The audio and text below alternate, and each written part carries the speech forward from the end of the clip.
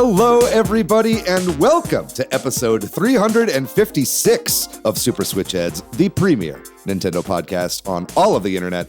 My name is David Howe, and boy, oh boy, ladies and gentlemen, I have some very special guests joining me today. Please welcome back to the show the wonderful poop stump himself, Jeremy Franklin. It's good to have you back, Jeremy. Hello, thank you for having me back. Of course.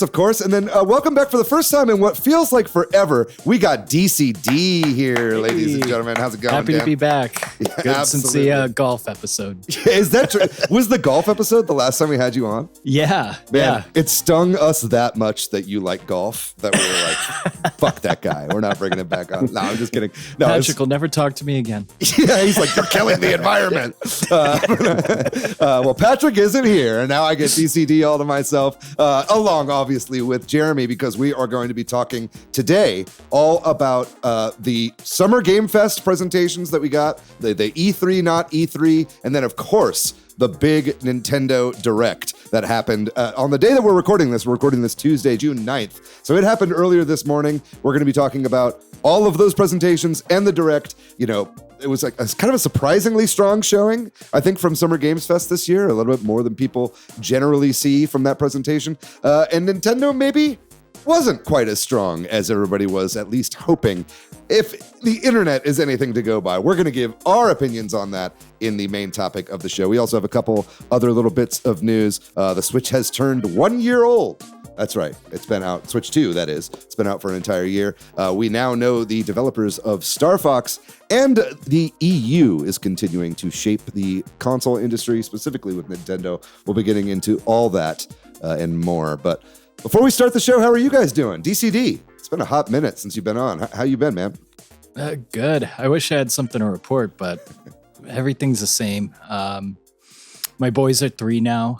Very cool. I haven't been gaming much, so when I watched this Nintendo Direct, everything was a surprise to me, so that was great. Yeah, and really just kind of hanging out. Nothing new, man. Oh, you love to see it. I mean, this was a great Direct for someone who hasn't been playing games for the last few years, because there's a lot there for you. Or paying attention to any news or anything. Yeah, exactly. Like, I had no idea what any rumors were. Oh, really? Oh, yeah, that would have been really great. Dude, sometimes I fear that I keep my ear a little too close to the 100%. ground. But Jeremy, how are you doing? I'm good. It's been definitely a fun gamer weekend for sure. So that was cool. I was at my parents' this past weekend, so I kind of got everybody to force them to watch some of the little indie showcases and stuff. Nice. I don't really think anybody appreciated it as much as I did, but what can you do? But yeah, I mean, I love this time of year, man. I've always been a huge E3 head. I remember watching it, on G4 back when they would do that shit back in the day, and cut to commercial right during like the Halo 3 reveal and stuff like that, like crazy shit like that, dude. So many fun memories watching it. But yeah, dude, I thought Jeff kind of did a great job, so I'm excited. Yeah, I think at the very least, Jeff was not universally hated this year. I feel like everybody always dunks on Jeff. Everyone was a lot nicer to Jeff this year. I saw online, which was nice to see. I mean, the guy's doing the most he can. I think people start to dunk on Jeff by the Game Awards, because by that point he's done like 3 whole presentations already and everybody's sick and tired of Jeff. But now we're in it's been 6 months since Jeff, so everybody's just like happy to see Jeff again. Anyway, well, I think the loss of E3 doesn't sting as hard anymore, so people are like, I think Jeff was the person to take it out on it first. Yeah, that's true. And now we're just used to him. It seemed like the in-person event was very fleshed out as well this year in LA, but we'll talk about more of that here in the news in just a second. I've been having a pretty good week. It's been a very odd weekend. Some strange things happened. I guess I don't need to tell everybody what's going on in my life. Fuck it. But it's been, but I'm glad to be here with the boys. It was very nice to take a break from reality and just like watch some of these presentations when they were coming out. And yeah, like I said, I was a little bit more entertained by what I saw, even if some of the games, like most of the games in the Xbox showcase, are not for me, and I'm probably not going to play any of them. I still had a pretty good time watching everything that was on display. So we're going to be talking about those. There were more presentations than just the ones that we're going to be talking about in the episode today, but we already have so many games on the docket that we're not going to be able to get through every presentation, but we will be hitting the Xbox showcase, the Sony State of Play, and Summer Game Fest along with the Direct. So you have that to look forward to. And before we get into all that stuff, I do want to give a couple quick shout outs from last week's episode. That's right. Last week we had Joey Ferris on along with Jordan to give our predictions for the Nintendo Direct. That timed out really well. I was really happy to see that our predictions episode was able to fall right before our actual Direct episode. This is coming out a day late to compensate, but thanks everybody for listening to that one. Over on Discord, Swampy Southpaw said, I hope Metaphor comes to Switch 2. You're happy about that, Swampy. But I think we'll get a different Atlas RPG in the Direct. You were not right about that one. I think Persona 4 Revival is going to get a release date. That was right at Xbox, but it was not in the Direct, as he also predicted. So that was a 1 for 1 and a 1 for 1 on that one. I don't know what I'm saying there. But anyway, over on YouTube, we had Mechanical said, I will be very surprised if they don't announce Zelda 4 Sword Adventures coming to NSO and then push Game Chat for it. That would have been great. I've been begging for Four Swords Adventures to come to NSO. Also on YouTube, Kogelvis said, the DLC for Silksong is called Sea of Sorrow. It was announced a few months back. We were not sure if there was going to be DLC for Silksong, and I guess that was announced, and we completely missed that. And then lastly, over on YouTube, Lucanos34 said, I predict no June Direct. And unfortunately, you were not right about that one, Lucanos. But we're still glad to have your patronage, and thank you very much for the comment. If you would like to be shouted out on next week's show, listener, simply drop us a line. I think the best place to do that is in the comment section of the YouTube video, the video version that we put up every week down below. That's a great place to reach out to us. In addition, we also have social media and vertical videos going. We got Reels and YouTube Shorts and TikToks. Leave a comment over there. We'll be sure to shout you out next week. And reach out over Gmail. You can hit us up at superswitchheads@gmail.com. Join our Discord and all that other stuff. But we'll get into all that at the end of the show. The main thing is have a good time. Subscribe on YouTube. Tell your friends about the show. And strap in because we got one hell of a goddamn thing for you. And we're going to get going here with the news. Are we ready to do the news, boys? All Hell right. yeah. Very good. First of all, I do want to say the Switch has turned 1 year old. That's right. We are at the official 1 year anniversary of the Switch 2. I guess that was the 4th, I think, is when that happened. Or maybe it was a couple days ago. I'm not exactly sure. But what do you guys think about, your kind of initial impressions of the first year of the Switch so far? I mean, I think overall, I keep saying Switch, but obviously I mean Switch 2 here. I think it's been honestly a pretty solid first year for me. Lots of niche games. Where I think the Switch 1 had a lot more kind of, overall games for, more casual gamers, or at least like Nintendo regulars. I feel like this has been a lot of strange stuff and franchises we haven't seen for a while. But what do you guys think of the first year of the Switch so far? Let's start with you, Jeremy. I'd probably give it like a B if I had to give it a grade, to be honest. I've definitely enjoyed it. I'm glad I picked one up, especially before the price hike. But it's not like I wasn't going to pick one up, but there hasn't just been like a killer app yet, right? There hasn't been I feel like at the kind of at this point, I don't know. I forget how long it took Odyssey to come out, but it just felt like the Switch had a couple more like huge banger games at this point. Though I will say, there's been a ton of stuff I've played and enjoyed on Switch 2 so far, so don't regret my purchase at all. Yeah, but it's hard to put it at like a S level, right? Yeah. I would give it like a C+. I didn't even realize it's been a year, right? I keep waiting. Like Jeremy said, there hasn't really been any bangers except Donkey Kong, which was awesome, right? But, Mario Kart World, I seem to be the only person in the world who liked that. And outside of that, I mean, it doesn't seem like many exclusives came out for it, right? Like that really made some noise, whereas Switch 1, it had Odyssey, it had Xenoblade 2, it had Breath of the Wild, which was obviously the big one. But we just haven't gotten that game yet. And I mean, I still like it. I love it. I think it's great that we're getting games like Final Fantasy Remake and Cyberpunk on it, so that's cool. And I think it's going to have the best second year because all these guys are developing for, this handheld system that can carry that power, Yeah, I think at the very least, I think the third-party devs are like realizing right now the actual power of the Switch 2, and that's been really exciting to see. So much so that this Switch Nintendo Direct felt a little bit like a partner showcase to me as I was watching it.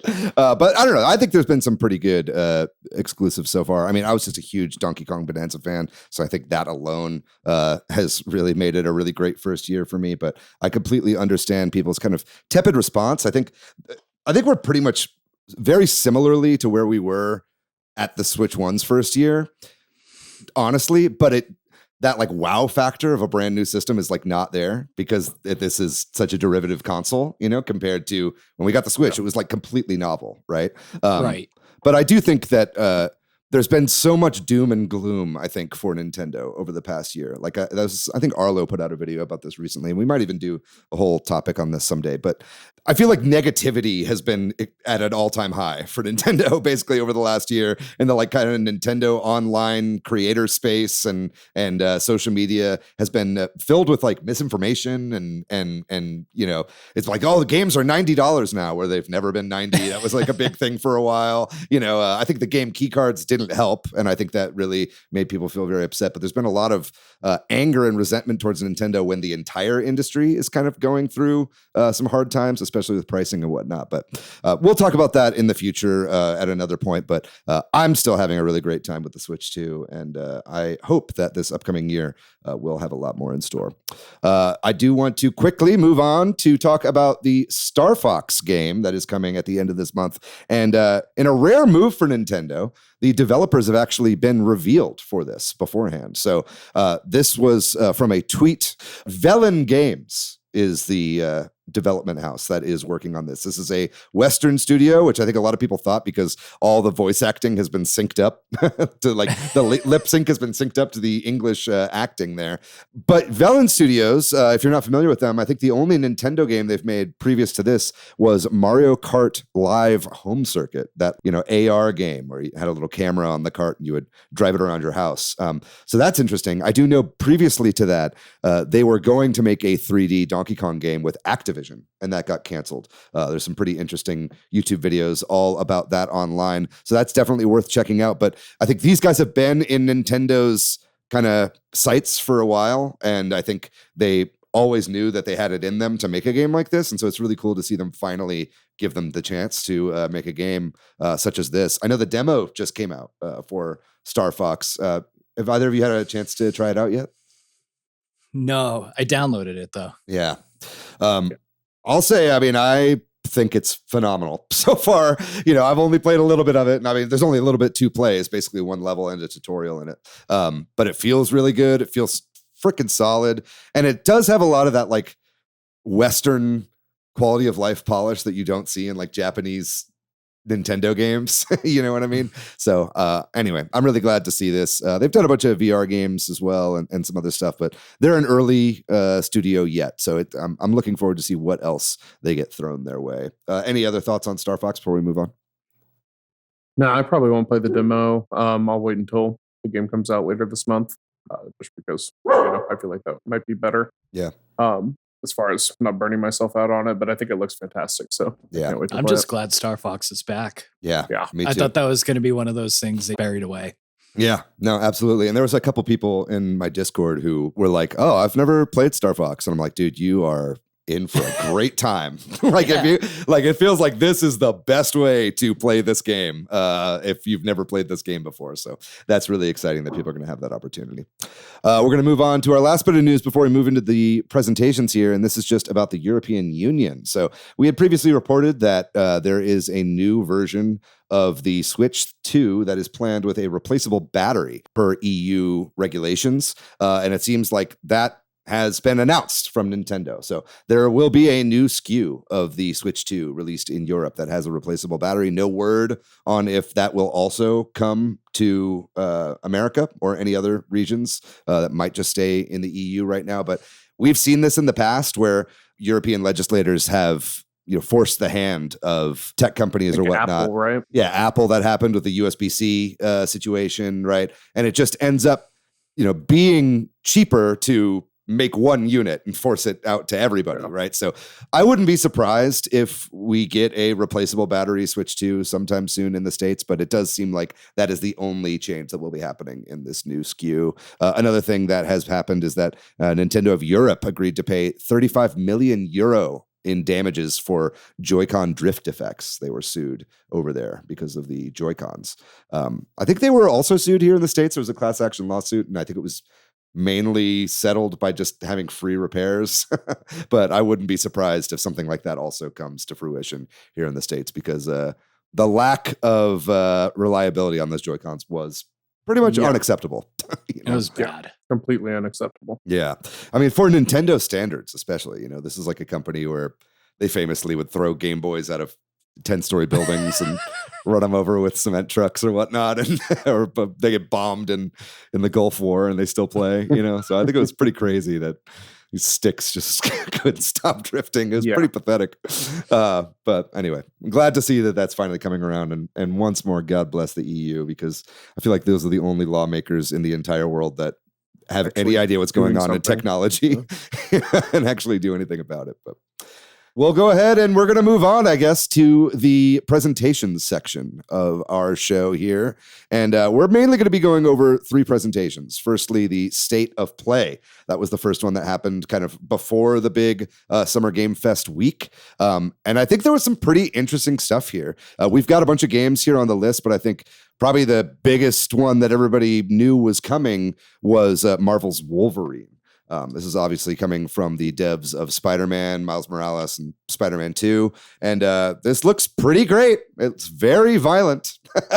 And there's a lot of dismembering and slicing in half and stabbing through the head and whatnot. But Jeremy, what were your thoughts on the showing from Wolverine here? I'm not going to lie. I think they could have gone another step further with it. Okay. But we'll see. We'll see. Maybe it'll end up being like Jedi Academy or something, where you can like make it a little bit more violent. But I thought it looked your really bloodlust is it's fully on display right now. Insatiable. Yeah. Yep. No, I think it looks good. I know they've also said it's like linear. They've confirmed it's like a linear game. So as opposed to the Spider-Man open world New York City games, right? So I think that'll be kind of an interesting thing to see from them, and kind of some like more focused, detailed levels. Not really opposed to that, especially because I don't know what they would do with having Logan do, fun traversal. But the combat looks solid. Yeah. I trust him to kind of knock it out of the park. So I'll be showing up for that one day one. Yeah, for sure. I think for me, the discourse I was seeing most online is that, obviously he has like regeneration effects and you're like constantly healing. But because his clothes get all ripped up as he's getting like fucked up. And then as he regenerates, his clothes also regenerate. And everyone's pissed off that you can't just be like a naked Logan running around. That is a little silly. For sure. I guess the clothes are part of his skin. There were a couple other things here. Ace Combat 8 looked really good to me. You also have here Marvel Tokon. I know that's a fighting game. One that I'm extremely excited about that really made me pop off when I saw it, and I really did not see this coming, was Stuntman Hollywood. And I don't know if you guys ever played the original Stuntman games for the PS2. Did you guys ever play those? I played the 360 one that came out. The 360 one? Okay, right. It was. Yeah. And you played the first PS2 one, DCD? I did, yeah. Yeah. That game was just notorious for being extremely difficult and unforgiving. And that is true, but also like it felt like a really good realistic version of what it would be like to be a stuntman. I'd have to hit all those exact turns and slam through the apple carts or whatever. And so I never thought I'd see another stuntman game again. So when this popped up, I was like, what the fuck is that? Because it showed all these different cars that you like recognize from different things. Like Knight Rider was in it. And I think the car from Back to the Future was in it as well. Fast and Furious and whatnot. And then they go cut, and then it revealed that it was a stuntman game, and I just started screaming. I was so excited because I really love this series, but I don't know exactly when that's coming out. Let's see if they had a release date on there. I think they said next year, but I could be wrong. I think it was maybe just coming soon, but that's coming from Saber Interactive, and that's the first of many Saber games that were shown off this weekend. I have no idea how many teams they have over there, but it's pretty crazy. Anything else you want to bring up from the Sony State of Play? Yeah, I mean, Silent Hill looked pretty cool. There was, you said Stuntman already. Marvel, I thought looked cool. They announced like the new Doom character and his team. My biggest kind of hype from that showcase, I would say, is Control 2 or Control Resonant. I think that looks like super, super solid, and that's right around the corner too. I just hope it doesn't get lost kind of with the sea of everything else coming out late September at this point. Yeah, I feel like Control got a few shout outs. I think it was also at the Summer Game Fest. Yeah, they've definitely been showing it at the Game Awards too, for sure. Right. Is when I think they showed it off for the first time. But this kind of seemed like one of the most detailed looks we've got at it so far. So, and it's right around the corner. So I'm okay with them marketing it and trying to get it in front of people. Yeah, so absolutely. that it actually sells for them. And then you were also talking about Silent Hill Townfall. Is this a brand new Silent Hill game? Yeah, it's like for the past couple of years, they kind of have put a little bit of initiative on having other studios take it. I think that's kind of where Silent Hill F came from. It was that like graphic design novelist, I think, kind of worked a little bit on it. And it was very like Japanese focused. But they basically had new studios take a stab at it, and I think that's kind of where this is coming from. So I don't think it's technically a mainline game, but they've definitely been trying to expand the franchise a little bit. So yeah, Silent Hill F was decent, so I'm excited to see where this winds up. Yeah, it's like a first-person game. It looks like as well, which is kind of interesting. That's kind of what it looked like. Yeah, very cool. And then Until Dawn 2 is coming out also, which I thought was kind of a big surprise because it's not by Supermassive. It's by another studio that Sony bought a while ago, who I think is part of like some older, or like it's composed of Supermassive devs or ex-Supermassive devs. Right. I've never played an Until Dawn game. What are those? Is that like a zombie game or is that a? It's like a quick time event game. Trying to think of like what like the Quantic Dream games or whatever. Like gotcha. Like Heavy Rain, but these kind of gear more in the horror, like specifically horror vein. Whereas like Quantic Dream has like Detroit Become Human and stuff like that. Cool. They kind of lean. It's all kind of it's more movie based, right? Or I don't want to say movie based, but everything feels very cinematic, and they're trying to you get to pick who lives and who dies is the thing in Until Dawn. Okay, I see. Yeah, I guess they're like ghost hunting or something like horror that. Schlock, basically. Yeah. Interesting. Yeah, there's definitely some actors I recognize in there. I think one of the actors. The first from one had Gate. like Rami Malek. I think it had and I'm sure the second one has some more other people. The first one had like Aiden Panettiere and the other people at the time. For sure. Nobody huge. Yeah, well, it seemed like there were some famous people in this one too. That's interesting. And it's interesting they went with a different developer this time, but I imagine that happens at Sony, especially when they're acquiring all these studios and whatnot. But very cool. Oh, and God of War, before we at least get away from Sony. Let's talk about God of War. Awesome. Yeah. God of War looked crazy. I'm not a big God of War player as well, but I understand that this is like it seems like you're playing as the dead wife from the first God of War game in heaven, I guess. So this is a game that takes place in like a horrible version of heaven. Yeah. I've been a little detached from social media, so I can't imagine that seeing God of War without Kratos went over well. Yeah, I was seeing just a lot of chuds just talking about how it's like, oh, she's not hot like Stellar Blade. She looks old. She looks too old. It's like, dude, Kratos is like a middle-aged man. Like, you know what I mean? Ridiculous. It's like okay for him to have an age-appropriate wife. I mean, let's get real here. But no, but the gameplay looks kind of interesting in this. Like, you can jump, which is something you cannot do in the God of War games, as I understand. So that's pretty nice to see. There's a long showcase of this. I think it was like 20 minutes long or something. A lot of it was cinematic. Basically the beginning. I think it seemed like basically the first 20 minutes. Yeah, because it had the start game icon there. Totally. So it was like, this is the start of the game. So it looks amazing though, like graphically, like the fidelity. Yeah. It's I feel like there's not a lot of PlayStation 5 games that have come out that like blow my mind with graphics, and that was like, this could be one of them. Yeah, there's not a lot of PlayStation 5 games that have come out, period. Right. But just that is so true, bestie. Totally. Can we talk a little bit about the Cube? Because Cube Quaid. I saw someone post online. They were like, "Girls will have a hear me out," and it's literally this cube. It's what it was, which I thought was pretty funny. But this is Quaid. What is this? This is Dennis Quaid's kid, right? Yeah. He's in The Boys, famous from currently running or just finished show The Boys. Very good. He was like one of the main cast members in that. I'm sure he doesn't appreciate being called Dennis Quaid's kid, but I'm forgetting his name right now. But Jack Quaid, Jack Quaid, that's what it is. Yeah. So it's a little strange that there's this cube. I mean, I'm sure it's going to like turn into a real character at some point. Yeah. But I wasn't really sold on it until the cube just kind of started whooping ass all over the place. And I was like, all right. You're a simple all man. right, let him cook. Yeah. Let him cook. I think one of the last things we should talk about here is probably the new Tomb Raider also. There's a remake of the first Tomb Raider called Legacy of Atlantis that's coming out. This looks really good.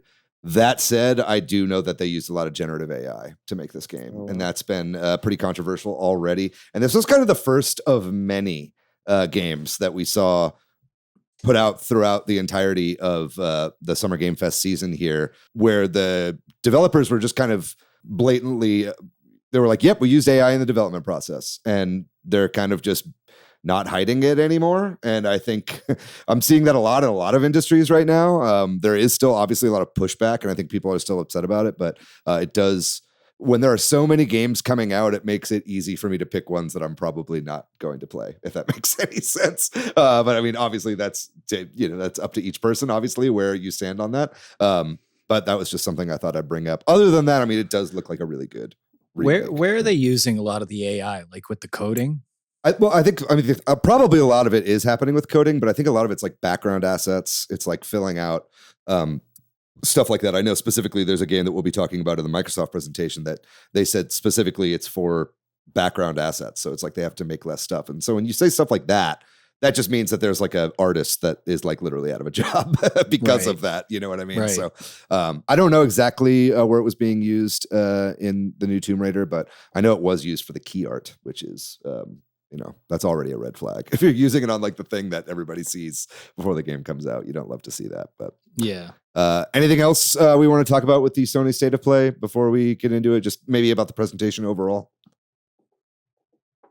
Thought it was decent. Yeah. Thought it was a pretty good showing. There were a couple other games in here that we'll also talk about later. I think Rayman was also in this one, and it looked good, but we'll talk about that when we get to the Nintendo Direct, because that was also shown there. We'll move on then to the Summer Game Fest presentation. This was next up. This was on, I suppose, it was like a Sunday or... it was Friday. Friday night. It was Friday night, that's right. And there was some really interesting stuff in this one for sure. I think the big one, the one that closed out the show with like 5 trailers, was Final Fantasy VII Revelation. We finally got a title. We were wondering for a while what the RE word was going to be. I was going with Final Fantasy VII RE Engine, but it turns out it was Revelation, and this is going to close out the Final Fantasy VII Remake trilogy that's been happening. There was some really interesting stuff here. You jump out of airships with parachutes. Where are we dropping, boys? There was a lot of that going on. It seems like this is going to be another big open world game similar to Rebirth, and I think just graphically it looks phenomenal. We do know that this is coming to Switch 2 day and date upon release, which is really exciting. All platforms on release date. Yeah, That's right. So that's really exciting to see. Have you been playing any of these Final Fantasy VII Remake games, DCD? Are you excited about this? Yeah, I loved Remake, and Rebirth kind of, I don't know. It was one of those games I was really excited for because I love Final Fantasy. Like it's probably my favorite, like series. And Final Fantasy VII was one of my first games. And I don't know, this Rebirth was kind of like the bloat had bloat, and it was just weird mini games that were repetitive, and it felt like halfway through it I was just like, oh come on, let's finish this game, like let's just get it on. So I'm kind of treading water a little bit with this last one, but we're putting the last 2 discs into one, so there's so much that happens in disc 2 of the original, and then disc 3 is kind of short, basically the end of the game. But I'd imagine that it's gonna play like a regular RPG in that sense, rather than you're running around open world doing the same 5 side quests 12 times. And so I'm hoping that it kind of goes back to that. And then, they showed a little bit of Vincent gameplay, and that looks so sweet. Yeah, the voice actor looks for Vincent awesome. showed up. Matt Mercer. That's right. Yeah, to talk a little bit about the game as well, which was cool to see. Yeah, and it's like in the original, it was kind of boring when you do that, but I mean, in this kind of battle system, it's going to be absolutely awesome. I can't wait for that. So That's cool.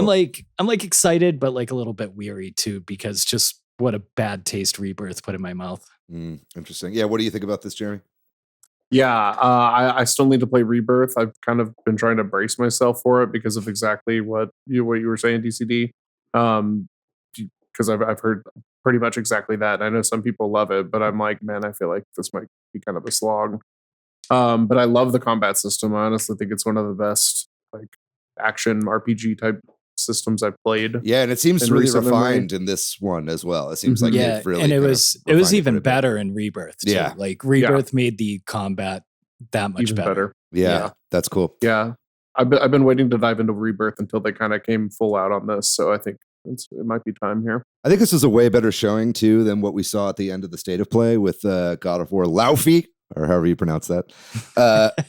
And because that was just like a 22-minute long video, and by the end of it, I was like, "Please let this be over." Yeah, but like this was like it was like literally like 5 distinct trailers, So it was all like showcasing different stuff throughout. It was all broken up. It wasn't just like a long uncut thing. And so I think when you're ending a show, this is a great way to do it. But we'll go ahead and move on from that right now. I'll just say I'm probably going to be playing the whole trilogy on the Switch too, whenever all 3 of them are out. That feels like a really great. It's a lot of game. It is a fucking. It's a lot of game. Yeah. We'll see. Maybe I won't. I would take time in between. Nope. Yeah. No, I'm going to be unemployed forever. No, if my book reading is anything to go by, I think I'm ready to take on some big games. But anyway, we're going to move from the end of the show to the beginning of the show, because one of the first things that we saw was actually a reveal for Resident Evil Veronica at the Summer Game Fest. And so this was obviously rumored. I mean, we're kind of running out of Resident Evil games to remake here. I guess there's still a few more. Actually, no, we're not. Jeremy's shaking his head. But Code Veronica, as you know, was obviously originally a Dreamcast game. And I played a little bit of the Dreamcast game back in the day, but this seems to be a really expanded version of that game. It looks like it's kind of giving the Resident Evil 2 remake treatment to Resident Evil Code Veronica. So that's pretty exciting to see, and I know this got a huge pop. I still have not really played through the whole Resident Evil series. I'm not a really big Resident Evil guy. But what about you, Jeremy? I know you're a pretty big Resident Evil stan. Oh yeah, I'm a huge RE head. Mm-hmm. Yeah, huge Biohazard head, as they say. A Biohead.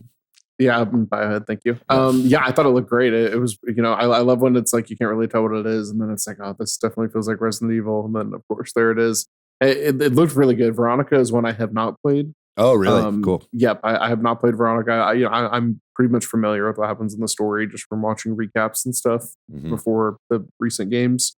So it'll be cool to kind of experience that, and then once this one does come out, I'll probably go back and play the original, because I don't think that they showed any real like gameplay. Yeah, I think there was like a little bit of gameplay like interspersed in there. We definitely saw the first person elements, like early on. That felt like it was in game or whatnot, but that's really cool to see. I'm really glad that game is finally coming out, because that was one that I always wanted to play when I was younger, because I actually had a Dreamcast. But anyway, there were some other things here. Studio MDHR, the creators of Cuphead, said that there's going to be a Cuphead sequel that is early in development, so they didn't show any of that, but there is like a spin-off game that's done in like the NES style that'll be coming pretty soon. That was really exciting to see. Studio RGG, the creators of the Yakuza series, had a couple things to show. One of them was Stranger Than Heaven.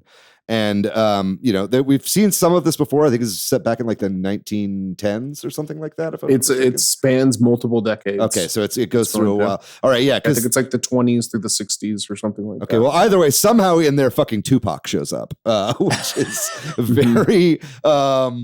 And Snoop Dogg. Yeah, and Snoop Dogg is also in it. Snoop Dogg was actually at the presentation, and he talked a little bit about it. This is another one of these controversial things that's been happening here. Tupac's corpse has been puppeted many times over the last decade or so. and everybody's like, oh, well, the Tupac's estate signed off on it. And everybody kind of assumes that means it's Tupac's family. But the guy who actually runs Tupac's estate is like a former Sony music executive.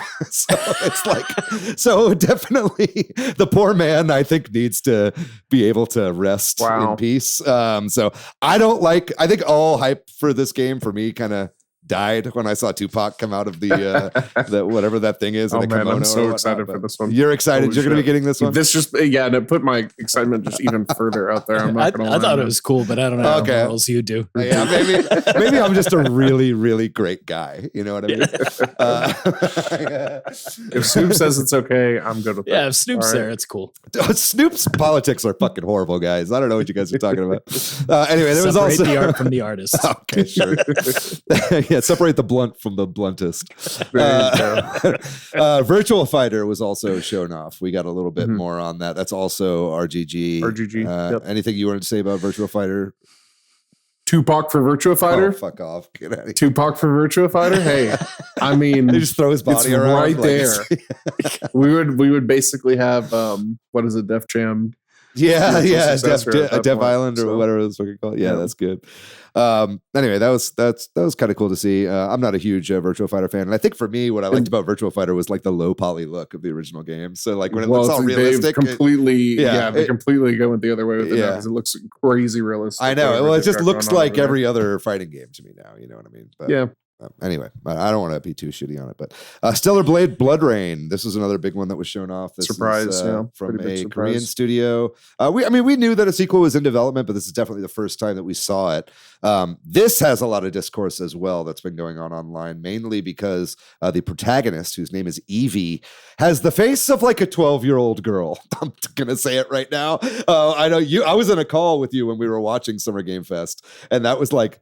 I was like, man, that sure looks like a baby, that person's face. And then I was like, oh, maybe not. Because then she's got the body of like a voluptuous woman, as they do with these games. With what's the studio's name? I forget. Switch Up or something like that, or something like that. Anyway, right. Yeah, you can see it right now on the video that I'm playing. There's like a prepubescent girl on an adult woman's body. I don't love that, and that's a real shame. This is another game also that has unabashedly used tons of generative AI throughout the entire creative process. I know in Korea, that is much less of a big deal. Like they kind of don't give a fuck about AI in Korea.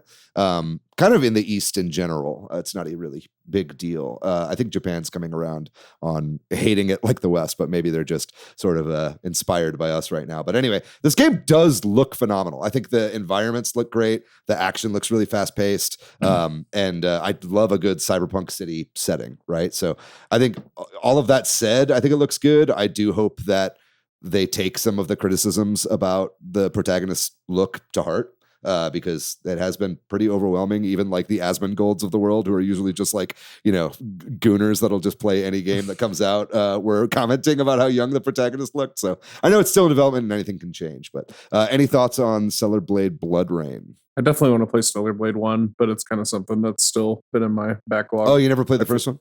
Nope, not yet. I do think the Blood Rain subtitle is pretty cheeky. Yeah, it's not in the Blood Rain universe. This is a different game entirely, but interesting to see nonetheless, I suppose. I feel like they know what they're doing there. Yeah, for sure. There are a couple creepy gothic games coming up next. Blood of the Dawnwalker, I know that's been in development for a while. One that I thought looked pretty interesting was 1666 Amsterdam. This is from, I think, one of the developers of Assassin's Creed. And I know there's an Assassin's Creed game that's coming up that is also about witches. So it's interesting that we've got kind of a illusionist prestige situation going on here. I was wondering if that's what this was at first, the way that they announced it. But yeah, it's very interesting. A lot of cool new IP coming out that look very AAA quality. Yeah, at least at a glance, this for sure does. So that Amsterdam game looked really cool. I've been reading a book that takes place in Amsterdam in the 1660s and 1670s recently. So this kind of looks interesting to me just because I'm like seeing what I've been seeing in my head as I've been reading this book. So that's been kind of exciting. Another game that is very similar to another game that's coming out, speaking of that, is The Lost Wild. This was shown here at Summer Game Fest as well. And this is a first-person dinosaur survival game. And I was like, oh, this is that Jurassic Park game, because there's also Jurassic Park Survival, which is a first-person dinosaur survival game that is also coming to all these next-gen platforms. But these are different games. This one's from Annapurna, and the other one, I'm not sure who's developing it, but it actually has the Jurassic Park branding on it. So I don't know who started first. I think both of these games have been in development for a while, but it was just funny to me that they both look really good. And I don't know who's ripping off who here, but The Lost Wild looked good. There were a couple other ones here. Guild Wars 3. There were a couple Star Wars games. I know that you're a big Star Wars fan, Jeremy. I'm excited for Galactic Racer, personally. I think they both look really cool. I wasn't super excited for the Zero Company as the Tactics one. That's kind of, I think, published by Respawn, but developed by another company. But I think the production quality on this one kind of really impressed me for Zero Company. Yeah, and Galactic Racer, I'm really hoping just really nails it, because it looks incredible so far. I think it looks like it'll be like people who've been waiting for a racer game forever. Like, we're here for it. The Burnout guys I've been waiting for a new Burnout game forever too. So this is just kind of like, I'm looking so forward to it. Yeah, and this is like a story trailer that they showed at Summer Game Fest, and it very much looks like it has more story than I was anticipating for this game. So that's pretty cool that it's going to have like a full campaign like that. And yeah, just having Sebulba's pod racer amongst all these like swoop bikes and other kinds of vehicles within the Star Wars universe. It just looks so fun. I love futuristic, like zero-G racers. That's like a kind of a pet genre of mine that I really, really love to play. So this is really great to see, and I can't wait for this to come out. I think one that I was very excited to see more of, even though it seemed like there were some performance issues in the trailer, was Gen Atlas. And this is the Ueda game that was previously known as Project Robot. But this got like a full trailer here. I don't know how much that was awesome. Real gameplay was in it, or maybe just Ueda games, like a lot of times the gameplay looks like cinematics, so maybe that's just what was going on. But it definitely looked like a lot of it was playing it to me. Okay, yeah, like him flying in the head and stuff. To me, that seemed like he was actually like it was being controlled, but, right? But it definitely seems like this is a game where you're playing as the Colossus from Shadow of the Colossus, and so I think that's a really great elevator pitch for a new Ueda game, obviously. Totally. But I think this looks great. I love the look of it. Obviously, it's got that kind of like washed out style that Eco and Shadow of the Colossus have. And like Last Guardian too. Exactly. Which also had some pretty heavy performance issues. So I wouldn't be surprised if they're kind of struggling there right now. But it definitely looked like it was on even a different scale than like Shadow of the Colossus, if you're able to like control that. So I'm excited. I think there were a couple other standouts here. Alien Isolation 2 is finally coming, and Wolf Among Us 2 is coming along with a remake of the first game, or a remaster, I suppose. Anything? And it had been a while since we kind of it's been years since I think they kind of have been trying to get Telltale back on track with Wolf Among Us. So hopefully they can kind of right the ship a little bit there and start pumping out some games again, because I would love to see that. Yeah, I'm kind of not sure exactly what the status is with Telltale right now. I know a ton of people were laid off, and then a lot of those guys moved on to like Deck 9, I believe. And so I don't really know who Telltale is at this point. You know what I mean? Like, is it all new developers? Did the Deck 9 guys go back to Telltale? Is it just kind of Telltale in name only? It's kind of hard to say. I'm not exactly sure, but it's cool for people that like the Telltale games that we're getting Wolf Among Us 2 again. But anyway, that is kind of our main thoughts on Summer Game Fest. We're going to move on to one more presentation before we get into the Nintendo Direct, and that was the Xbox Games Showcase. I feel like there's not quite as much to say necessarily here, but there were definitely some standouts. The presentation started with Gears of War E-Day. I simply do not give a single fuck about Gears of War. I never have, but I will say it looks pretty good. Do you have anything to say about Gears of War? Are you a Gears of War fan? I played the first one. I think the commercial got me when it first came out. The one that was playing Mad World. Yeah. I guess I do remember. Right. And it was pretty good, but I never played it again. But I don't know. It looked pretty good to me, but just not something I'd play. Yeah, it definitely looks like a lot more colorful than the previous Gears of War games, which was kind of interesting to see. Like visually, the fidelity looks incredible, and they've done some cool things. Like they really tried to push home that they're like trying to modernize some of the movement, really emphasizing that you can basically slide now. So like, before they had the roadie run, they slide now. They slide now. It's like new feel, same gears. Exactly. Some other interesting stuff in here, maybe more for the Nintendo fans in our audience. Spyro is getting a new game, and this is confirmed to be coming from Toys for Bob. Yeah, Toys for Bob. So the people that made the new Crash Bandicoot game. So this also looks phenomenal. I mean, I think graphically it looks really crisp while maintaining that cartoony style from Spyro. Did you ever play the Spyro games, DCD? Oh, I loved them on PlayStation. Mm-hmm. Yeah, those are great. So, I mean, I thought this was cool. I love seeing these games make a comeback. Mm-hmm. Very odd seeing Spyro and Crash Bandicoot at Microsoft now. I'll say that much. It is. Yeah, pretty weird. Persona 4 Remake was shown again. We had that revealed, I think, a year or so ago. And so that's really nice to see. What's that game called? Persona 4 Revival? Revival. Is that what it is? Yeah, and then on top of that, we also got a very small teaser for Persona 6 as well. And no release date on this, right? I don't even think it said 2027, did it? It'll probably be next year, though. You think so? Well, I mean, isn't Persona 4, is that coming out this year? Or? I think they said early next year, too, for that one. It's not this year either. I'd be surprised to see two Persona games in the same in 1 year. Yeah. But I mean, who has time for that? P5, bro. It's been so long. Those are like 150-hour games. You know what I mean? But anyway, Persona 6 is officially coming, and I know they're keeping up that deal that they have with Microsoft, where all the Persona games will be going to Game Pass day and date. That'll be crazy. If Persona 6 is on Game Pass day one. Well, I don't even know if Microsoft is still going to exist, or Game Pass. Xbox Game Pass is still going to exist by the time Persona 6 comes out. But I mean, let's get real here. Another game that I think might be interesting for our Nintendo audience is a game that I thought looked really, really charming called Vivarium. I think you put this one on the list here, Jeremy. This is a game that kind of takes place all inside a ecological vivarium, like the little glass jars that you'd have that grow plants and whatnot. And it's got that visual aesthetic where I feel like it was made in 3D, but then made to look like 2D animation. I think I read on the I wish listed this today, and I'm almost positive it said hand animated. It really is. On it. Okay. Really? Yeah. Very interesting. That's great. I mean, it's got that 80s anime look. Yeah. I mean, they completely nailed the 80s, 90s anime aesthetic completely. Dude, I'd never heard of this game before, and when I saw it, I was head over heels. Yeah, so this is definitely one you think you're going to be picking up, Jeremy? Oh, yeah, 100%. Yeah. It looks super cool. I love the art style on it. Yeah, really, really awesome. So that's really great to see. We'll be talking about another game that has a very similar aesthetic a little bit later. There were a couple others here.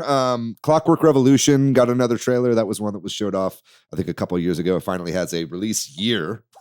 They were like, it'll be ready when it's ready. And now they're like, it'll be ready 2027. So hopefully that's It looks true. Good, though. That one looks really solid. There was another game during the Xbox showcase that also looked like it. They were both like kind of... BioShock kind of... Or yeah, it was like the Magician one. You know what I mean? Where you like toss a bunch of cards. I got those games confused. But also Senua got a trailer. I guess is this a brand new game? Yes. It's the third Hellblade. I guess they're dropping the Hellblade moniker, but it would be the third game in the Hellblade series. From what I've read, it's supposed to be a lot more combat focused because the first two have combat, but they kind of use it sparingly. This one, the trailer, you could tell they're like God of War. She was going in on them. Interesting. For sure. A couple other ones here. Fable got a new trailer that had Haley Atwell in it, which was nice to see. Haley Atwell, shout out. She played Lara Croft in the Tomb Raider show that I worked on, so it was really nice to see Haley Atwell in another video game property. And then I guess the last thing I want to talk about that I think we should talk about is Crazy Taxi World Tour. This was exciting when I saw it, until they were like, we used Gen AI throughout the course of this game to create backgrounds and whatnot for this game. So that really took a lot of the excitement away from me personally whenever I saw this. I think it's also missing a little bit of the kind of cartoony pop that I think the original games had. I think some of that was probably due to hardware limitations at the time, with the arcade cabinets and whatnot. But it's definitely got a weird kind of, the characters look cartoony, but then the environments look really realistic look. But I don't know what you guys think about this new Crazy Taxi game.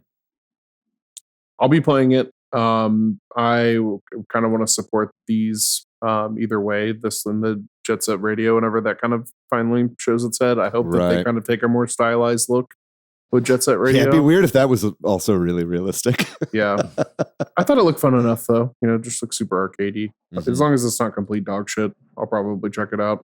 Which there is a chance. There Who is knows? a chance. Yeah. It is nice to see that it was going all in on these old IPs, though, right? It was nice that they finally showed it because it's been a while now since they kind of came out at another Jeff showcase, and we're trying to bring back all of these old, GameCube era, Dreamcast era IP that we have. Right. Well, there was that mega game or whatever that they announced, the super game. Yeah. That I know they right? canned that. Yeah. So I thought all these were part of that originally, but it turns out these were all separate projects. No, these are all separate revivals of their thing. I can't remember if there's another one past Jet Set Radio, but at least those two. Gotcha. I think they said.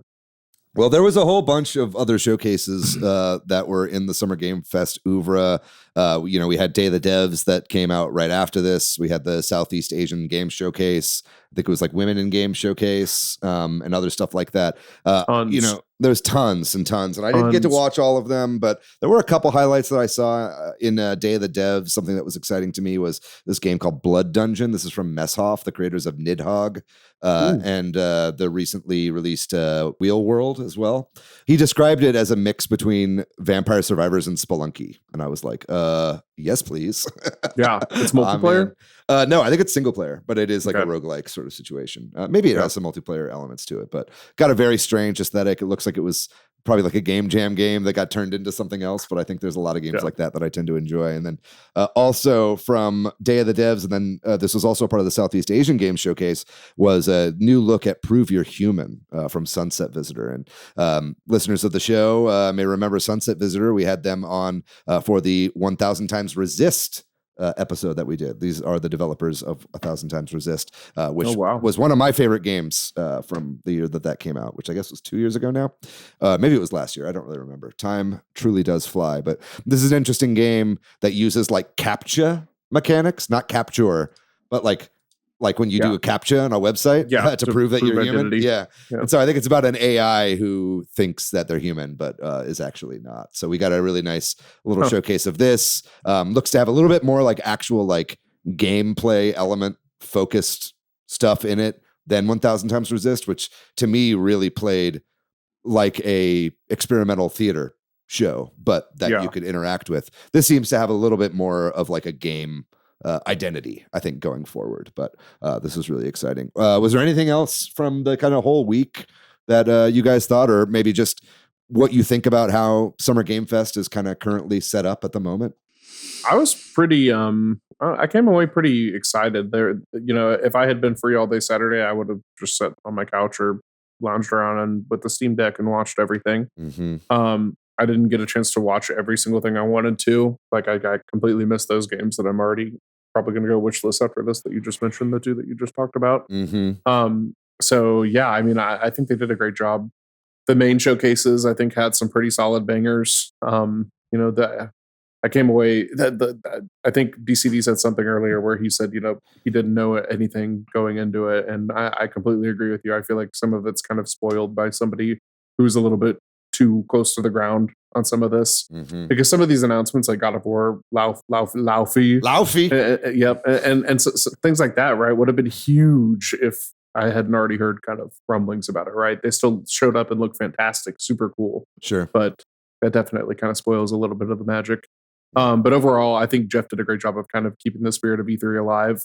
To me, it felt less ad centric than stuff like the Game Awards has felt in the past few years. Yeah, that's a good point. It was just reveal. There were definitely a couple of ads, especially but to me they felt mostly focused on here's a game sale, here's a publisher sale for game or whatever. So they felt more I guess acceptable to me, and it definitely felt like it was kept to a minimum. So that was a huge plus, and it felt like it was really streamlined. It felt like it was 2 hours of nonstop stuff that they were showing. So very cool. I would say similar stuff about the other showcases too.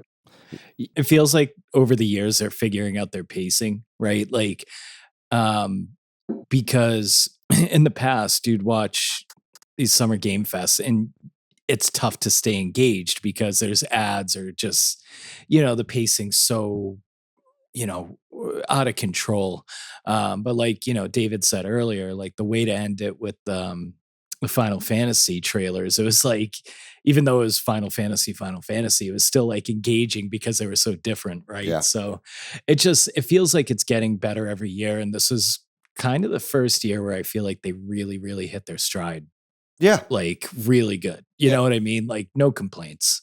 Yeah. I mean, this is the first time that it really felt like an actual good like E3 replacement to me. Yeah. You know what I mean? Yeah. And I think and it makes sense. I mean, E3 was around for so long and I'm sure they didn't nail it at the beginning, Right. So it's like, I do think that, I think Jeff deserves a little pat on the back for getting this done. And I think if the in-person part of it continues to grow as well, which it seems like it is, I think this might actually be the replacement that the ESA has needed for quite a long time. But is it possible for the public to go to SGF at this point? I don't know.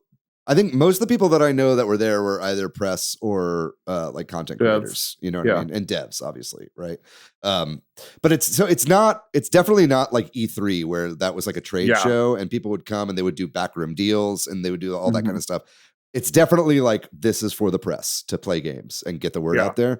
But I do think that getting that going again is not a bad idea. I don't know that it's ever going to go back to the like LA Convention Center or anything like that. But I think what he's got going on right now, I'm starting to finally come around to it, I think. So that's really good to see.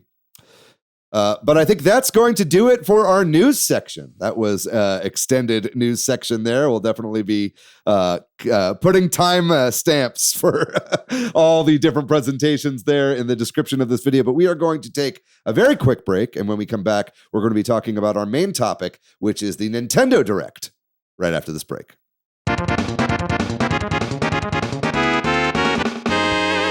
And we are back here with DCD and Jeremy Franklin to talk all about the Nintendo Direct. That's right. This is the first general Nintendo Direct that we have gotten since last September. We had one September 2025 after the launch of the Switch 2, where we usually get a June Direct. And then obviously we had a partner direct in February of this year. But this is the first time that we got an actual branded Nintendo Direct that is a Nintendo Direct by itself. So expectations were very high for this thing. I think Nintendo kind of had to deliver in a lot of ways. And I think it's kind of up to debate on if they did or not. But that's what I want to ask you guys. Like, what was your kind of overall initial thought for this Nintendo Direct? Did you come away with positive feelings or negative feelings? And DCD, I want to start with you because a lot of people that I know seem to be pretty negative on it, but I think from what I heard, you thought this was pretty good. Am I right about that? I thought it was an A+. I loved it. What kind of stuff? I know you're a Xenoblade head. Is it that? That was one of them. That was a big surprise. I knew that Fire Emblem was coming out, and I thought that looked cool. Mm-hmm. Onimusha, like that coming back blew my mind. Like Final Fantasy, HD 2D or whatever the hell you call it, like that was super cool. And so you're an RPG guy, is what you're saying? Like, because this did feel very RPG focused, right? It was RPG focused. And like I had no idea there was a Ocarina remake. That's the coolest thing in the world to me. Like that one, I was like, oh my God. And I think the other thing too is like also, just I had the Switch 1 since day one, and I'm still surprised seeing like these high-powered games on Switch 2. So I think that's really cool when I see like, Onimusha, like Stellar Blade, and these kind of games on there, and even Rayman. Like, I don't know. I just thought beginning to end, it was so good. Yeah, I think a lot of the games that were in previous presentations, like Crazy Taxi, Alien Isolation 2, Final Fantasy 7 Revelation, like these are all coming to Switch 2 as well. Yeah. A lot of them day and date, especially all the Square stuff. And so that's really exciting to see. It was funny. You mentioned earlier, Jeremy, about knowing about like God of War Laufey before it was officially revealed, and that kind of took the wind out of your sails. I mean, that was a lot of this presentation for me, and we'll get to it when we get to the Ocarina stuff at the end. But it's like, if they'd shown more, I would have been happy. But based on what I already knew, what they showed left me feeling a little deflated, right? And so that's not Nintendo's fault, but I do wonder if it kind of behooves Nintendo to pivot a little bit when these things are in the cultural zeitgeist. And that's a discussion that we can definitely have. But Jeremy, what were kind of your initial thoughts on this Direct after you watched it this morning? Yeah, I mean, I didn't hate it. I was pretty hyped. There were like at least 2 or 3 things that I came away from completely surprised about, which at this point, I'm usually pretty thankful if there's anything. So when there were like 3 things that I was like, wow, I didn't hear about this at all. I'm usually pretty, at this point, unfortunately, the bar's been lowered pretty low with leaks and stuff like that at this point. But yeah, I mean, I agree. Like, I want to see more of Zelda, but you have to believe that they have like a Zelda exclusive Direct cooking. So I just gotta kind of bite my time and wait for that. But pretty much everything else is pretty swift and quick with cool announcements. Yeah, Nintendo's been doing a lot of like game specific directs, and they've been doing a lot of like Twitter drops and Nintendo Today releases. And I do think that takes a lot out of these directs. You know what I mean? Like, I don't know that Nintendo cares about directs anymore. I feel like directs really are for the partners now, right? And to show off third-party games. And they sprinkle a little bit of first-party stuff in there as well. But I think Nintendo really likes catching people by surprise. And because they know that everything gets leaked ahead of time now, I think that I think like what they did with Star Fox, where they were like, hey, in 10 minutes, we're doing a Star Fox Direct, by the way. This is a Star Fox game, by the way. That was awesome. You know what I mean? Yeah, it was awesome. And I think that felt to me like they were like, fuck you, Nate the Hate. Like, we're going to just drop this out of nowhere so we can keep a little bit of element of surprise, right? And so I think that that's their MO these days, and that's kind of what they're trying to do. And I think it comes a little bit at the expense of these general Nintendo Directs. And if I had my foresight as to what I feel like Nintendo's going to be doing with Directs in the future, is that I do think they will be even more third-party focused than this one was. But maybe there'll be a little bit of difference there. And if you have a different opinion on that, definitely let us know down in the comments. But we're going to get going with the actual meat and potatoes of what was going on here. And there's a lot of games to get through, so we're not going to spend all the time on every game. But this presentation did start with Rhythm Heaven Groove. And this is coming out in a little under a month in early July. And we got a lot more shown about this game, which is really good to see. I mean, obviously, it's got the general Rhythm Heaven, just game by game gameplay that we've been seeing throughout the series so far. But it seems like this game also now has a bunch of co-op and multiplayer elements to it as well, along with some, longer form gameplay. I think there was like a RPG mechanic thing kind of shown at one point where you can, do attacks to the rhythm or whatever, and you're fighting enemies and whatnot, and you're pulling off combos, and that looks pretty interesting to me. I'm definitely going to pick this game up. I love the Rhythm Heaven games. But what did you guys think about this? DCD, are you a fan of this series at all? No, this is one I could do without. Okay, I just didn't really care for it. Yeah, you've been playing too much Picto Nico. You're all your intelligence systems love lies elsewhere. What about you, Jeremy? Are you interested in this? Yeah, I think this is a day one for me. Really? This is the WarioWare team, right? It is, yeah. I'm pretty sure this is right. Yeah. It's the Picto Nico team. Yeah. Honestly, Picto Nico 2 look kind of cool. That's further down, I think. But no, it's out. Yeah. Well, the second one got. Oh, no. Is it out? No. You're making a mistake. I did this as well during the stream today. Picto Nico is a mobile game released by Nintendo last week. Piku Niku. You're talking about a different game. thing. There's Piku Niku and Picto Nico. They're different. Got it. Yeah. Picto Nico uses your friend's faces that up for me in your phone and turns them into WarioWare minigames. Yeah. I have no idea what the fuck that is. Well, never heard of that mobile in my game. life. It's a AAA Nintendo game that released a couple of weeks ago. Anyway, but yeah, Rhythm Heaven Groove I think is looking really good. This is definitely something that I'm going to be playing as well. And I'm really happy that you're interested in this, Jeremy, because I do know that you have a great sense of rhythm.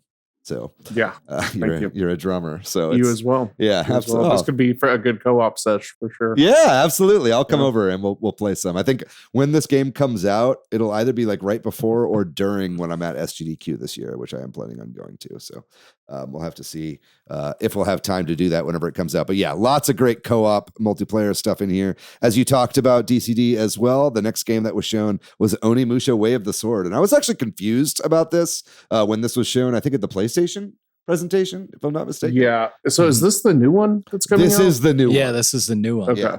This is a brand new game. So this was in the Summer Game Fest when it was Yeah, showcased. but they also announced a remake of like Omniscia 2 or something as well, I believe. Oh, I missed that. This isn't that. This is the new game. This is the new Yeah. one. Yeah. And I know the original Onimusha is on the original Switch. And so it's nice to see Capcom continuing to bring Support. games day and date on release day Yeah. to the Switch 2. Really awesome to see. I think the first couple things we saw in this direct after Rhythm Heaven Groove were Capcom games, right? We saw this, and then which also has some motion controls, which is really interesting for the swordplay. I wonder how that's going to work on Switch 2. But I mean, graphically, it just looks incredible. It's probably running at 30 FPS here, but it looks very smooth.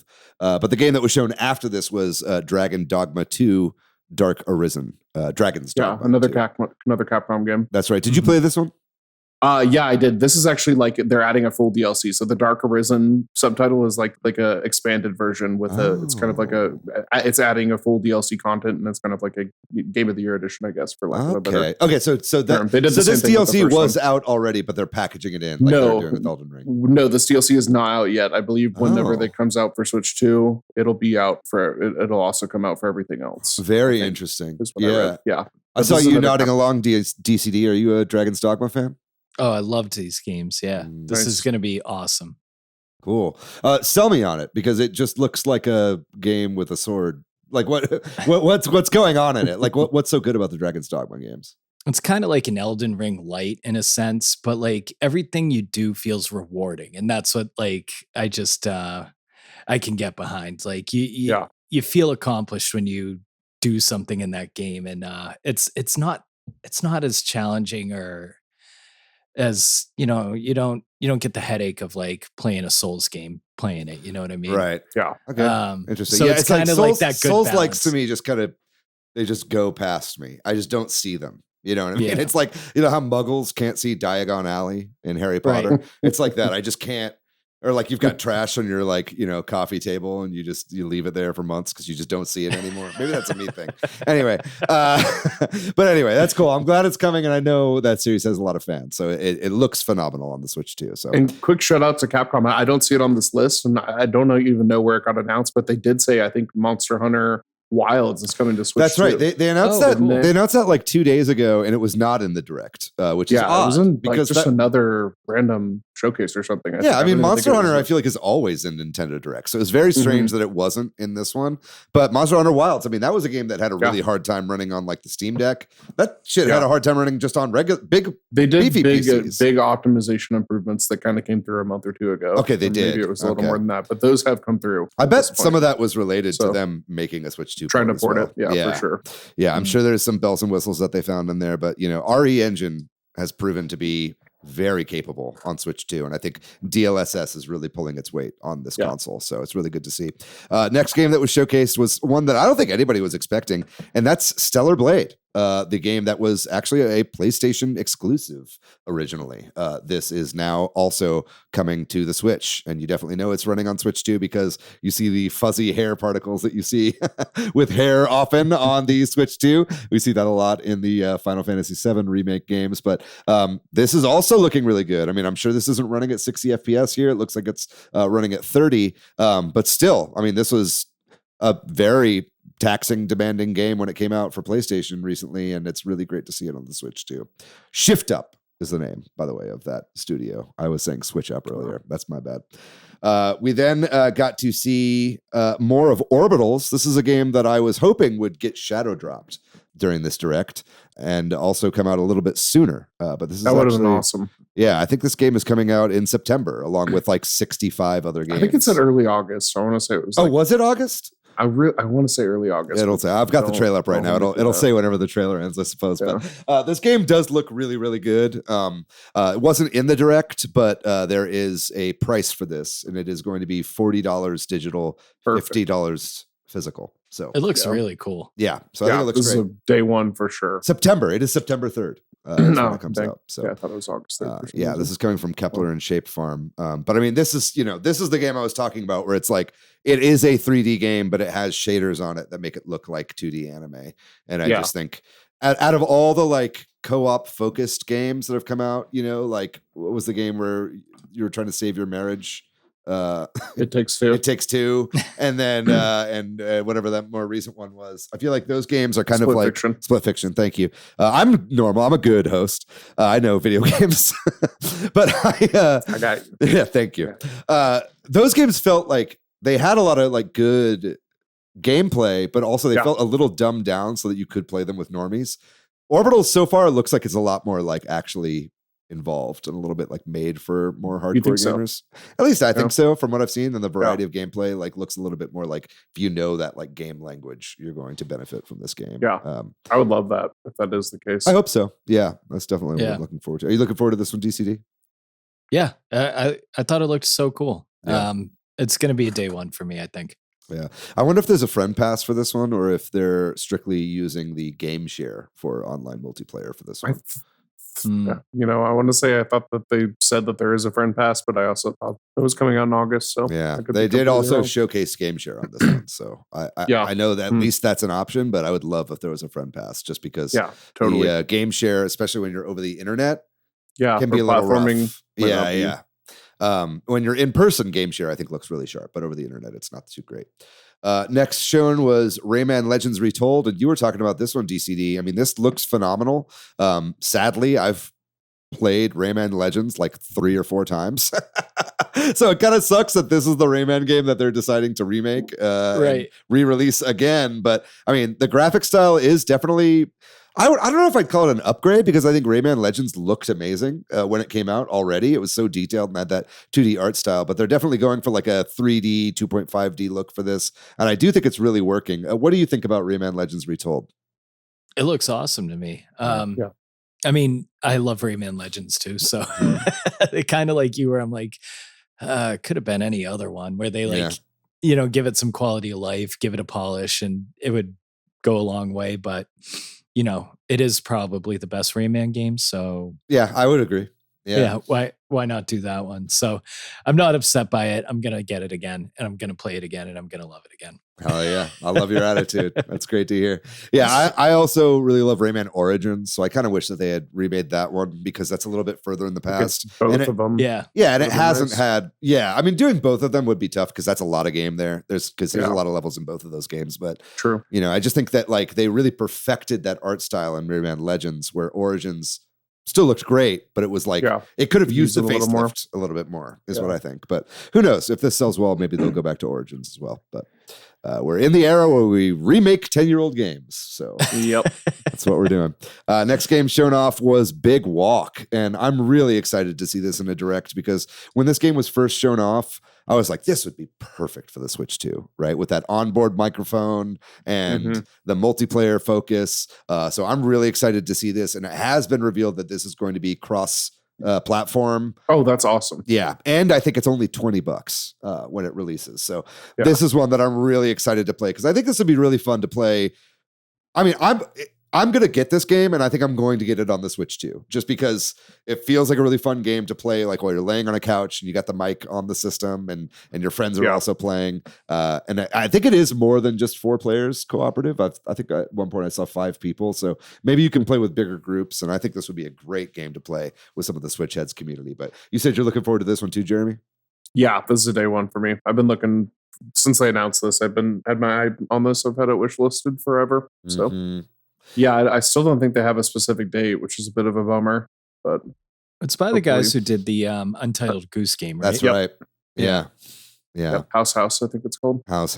What a wonderful thing. Yeah, I mean, I'm a big like Myst fan and like Riven, and I like environmental puzzles and whatnot. And it seems like this is like a cooperative version of that in a way. Yeah, and so a little friend sloppy too in a good way. Yeah, and this is also coming out August 4th, which is the day before my birthday. They did date it. Okay, so that is not that far away, and that will be a birthday present for myself. Or if anyone listening wants to buy me a birthday present, that'll be a great thing to do because it comes out the day before. Anyway, we'll go ahead and move on. There was a One Piece game that was shown here. I don't know if there's too much to talk about here. It was like a pixelated food game. Yeah, you think it looks good?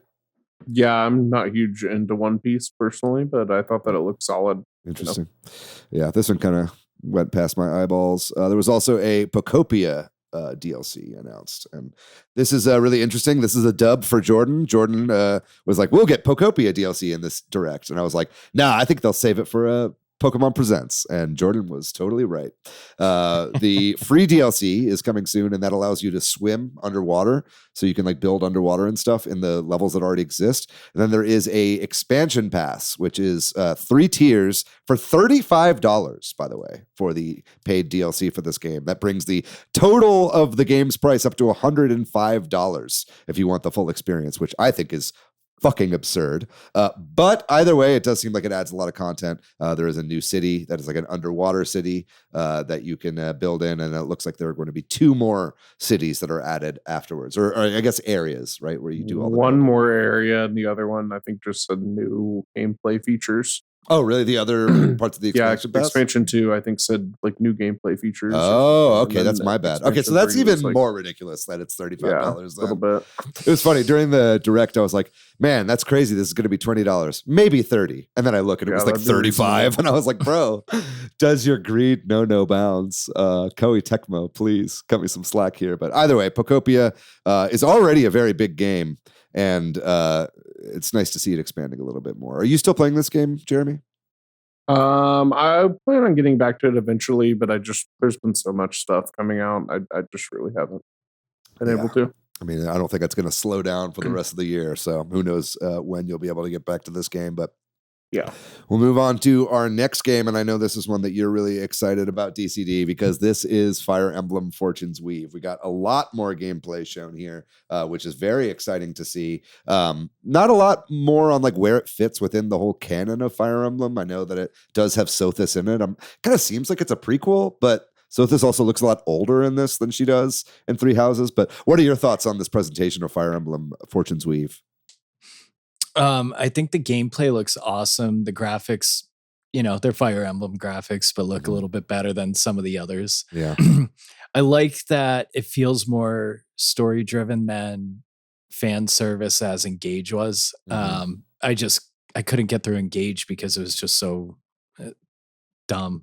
It was dumb, but pretty. I thought that game looked really good. It looked really good. And the gameplay of it was really fun too. Yeah. But you just like the story, you like the personification of it. Yeah, Three Houses was awesome. Yeah. Like I've probably played through that 5 times because you can do different storylines. Right. One of the branches has 2 branches. Yeah, exactly. So it looks good. And I like that they're kind of, with like, they're leaving a little mystery to it, right? Like the Sothis thing is a little, we have no idea what's going on there. You haven't seen much of the main character, right? So I don't know. There's just like, it's given you a little bit to be excited for too. And Fire Emblem's just great overall. So yeah, it's going to be good. Yeah, it's going to be real good. I'm excited for this one. Jeremy, are you a Fire Emblem fan? I don't remember if you played Three Houses. I did play Three Houses. I beat it one time. I didn't play the one after that. I'll probably play this one, but I can't say I've been the biggest Fire Emblem head. I don't really know why. You do think you'll be picking this one up? Stuff. I probably will. Yeah. This one does have the distinction of being a $70 digital game, which means that the physical version of this game will be $80. This is Nintendo's first original $80 physical game. There's a collector edition too, right? That's like 130 or 140 or something like that. Oh, yeah. And so it's like, this is the first like $80 physical original Nintendo game. There are Switch 2 editions that are $80 physically. But yeah, interesting that this is the first one since Mario Kart World. But I think either way, Fire Emblem just like has its freaking fans, and they'll buy everything. So I think like I feel like all the Fire Emblem games like sell pretty much the same amount because it's the same people buying it every single time. Anyway, we had a couple games coming up. One of them was Ninjala 2. A lot of people forgot that this game existed or had an original game when it came out. I know you were saying, Jeremy, it looked a lot like Splatoon to you, and you thought it was Splatoon at first. This one seems to be like. Yeah, exactly. It seems a little like open world, this one, but I will say, like, graphically, this kind of looked like shit. It's a bummer. Also, the presenter was like Ninjala, And I was like, bro, I don't think it's pronounced Ninjala. I'm like 99% sure it's Ninjala. Anyway, whatever. I don't want to write it off completely, but I'm probably not going to. That's funny. I like kind of passed through this one when I was watching the direct because I don't really care about Splatoon. Yeah. And I thought that was a Splatoon game. Yeah, everybody does. I just put on the trailer. Yeah. Well, it's got similar style, and I think it was also like kind of released as a response to that. But next up was a very interesting drop, and I actually wanted to play this today because I said it was releasing today, but it only just came out like an hour ago while we were recording, and that is Donkey Kong or DK Challenge. And basically, what this is it's a limited event.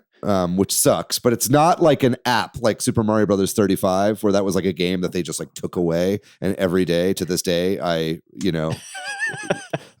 grieve for the loss of Mario Brothers 35. I played the shit out of that game.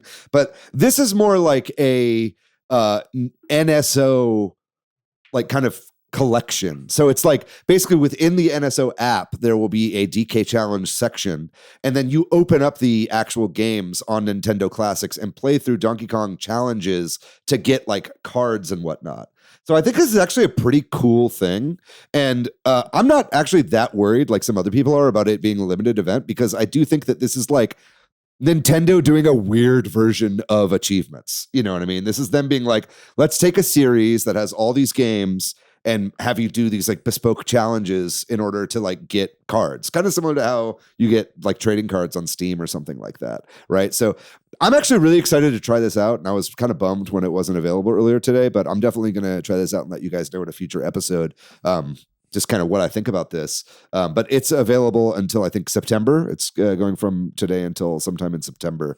But this is pretty cool. And then it also, if you own Donkey Kong Bonanza, it also has challenges that you can do within that game as well. So I thought this was pretty neat, and I like to see it. I know there was like an update to NSO a couple days ago, or maybe yesterday, that people data mined and said was adding challenges, and I guess this is what it was doing there for those NSO apps. But any thoughts on this or the Mario 40th Anniversary Bonanza DLC that was shown off? Any thoughts on either of those guys? Well, I'm wondering because it said it comes in 4 waves. The DK Challenge. Oh, really? So okay. Yeah, it comes in 4 waves. So I'm wondering if they're going to do like different things with it too, right? Because I don't know. That kind of seems redundant to just do different challenges or something within the same realm, right? Yeah. So I'm interested to see how like that rolls out. But yeah, like you, I tried downloading it before this and it wasn't available. So I'm bummer. I don't know. I love Donkey Kong, so me too. I'm gonna play it, man. It's gonna be fun. I'm such a huge DK head. I think Donkey Kong Country might be my favorite Nintendo franchise. But anyway, it's really exciting to see. I wonder if those waves that you were talking about were actually for the Emerald Rush DLC. So maybe that's what that was. But is that what it is? It wasn't. I don't know. Maybe I just breezed by it, but it didn't seem like anything specific. Anyway, it's all a little confusing. I wasn't sure exactly how it works, so I'll be happy to check in with you guys. I never played a lot of the Donkey Kong Bonanza DLC kind of roguelike mode that was in there.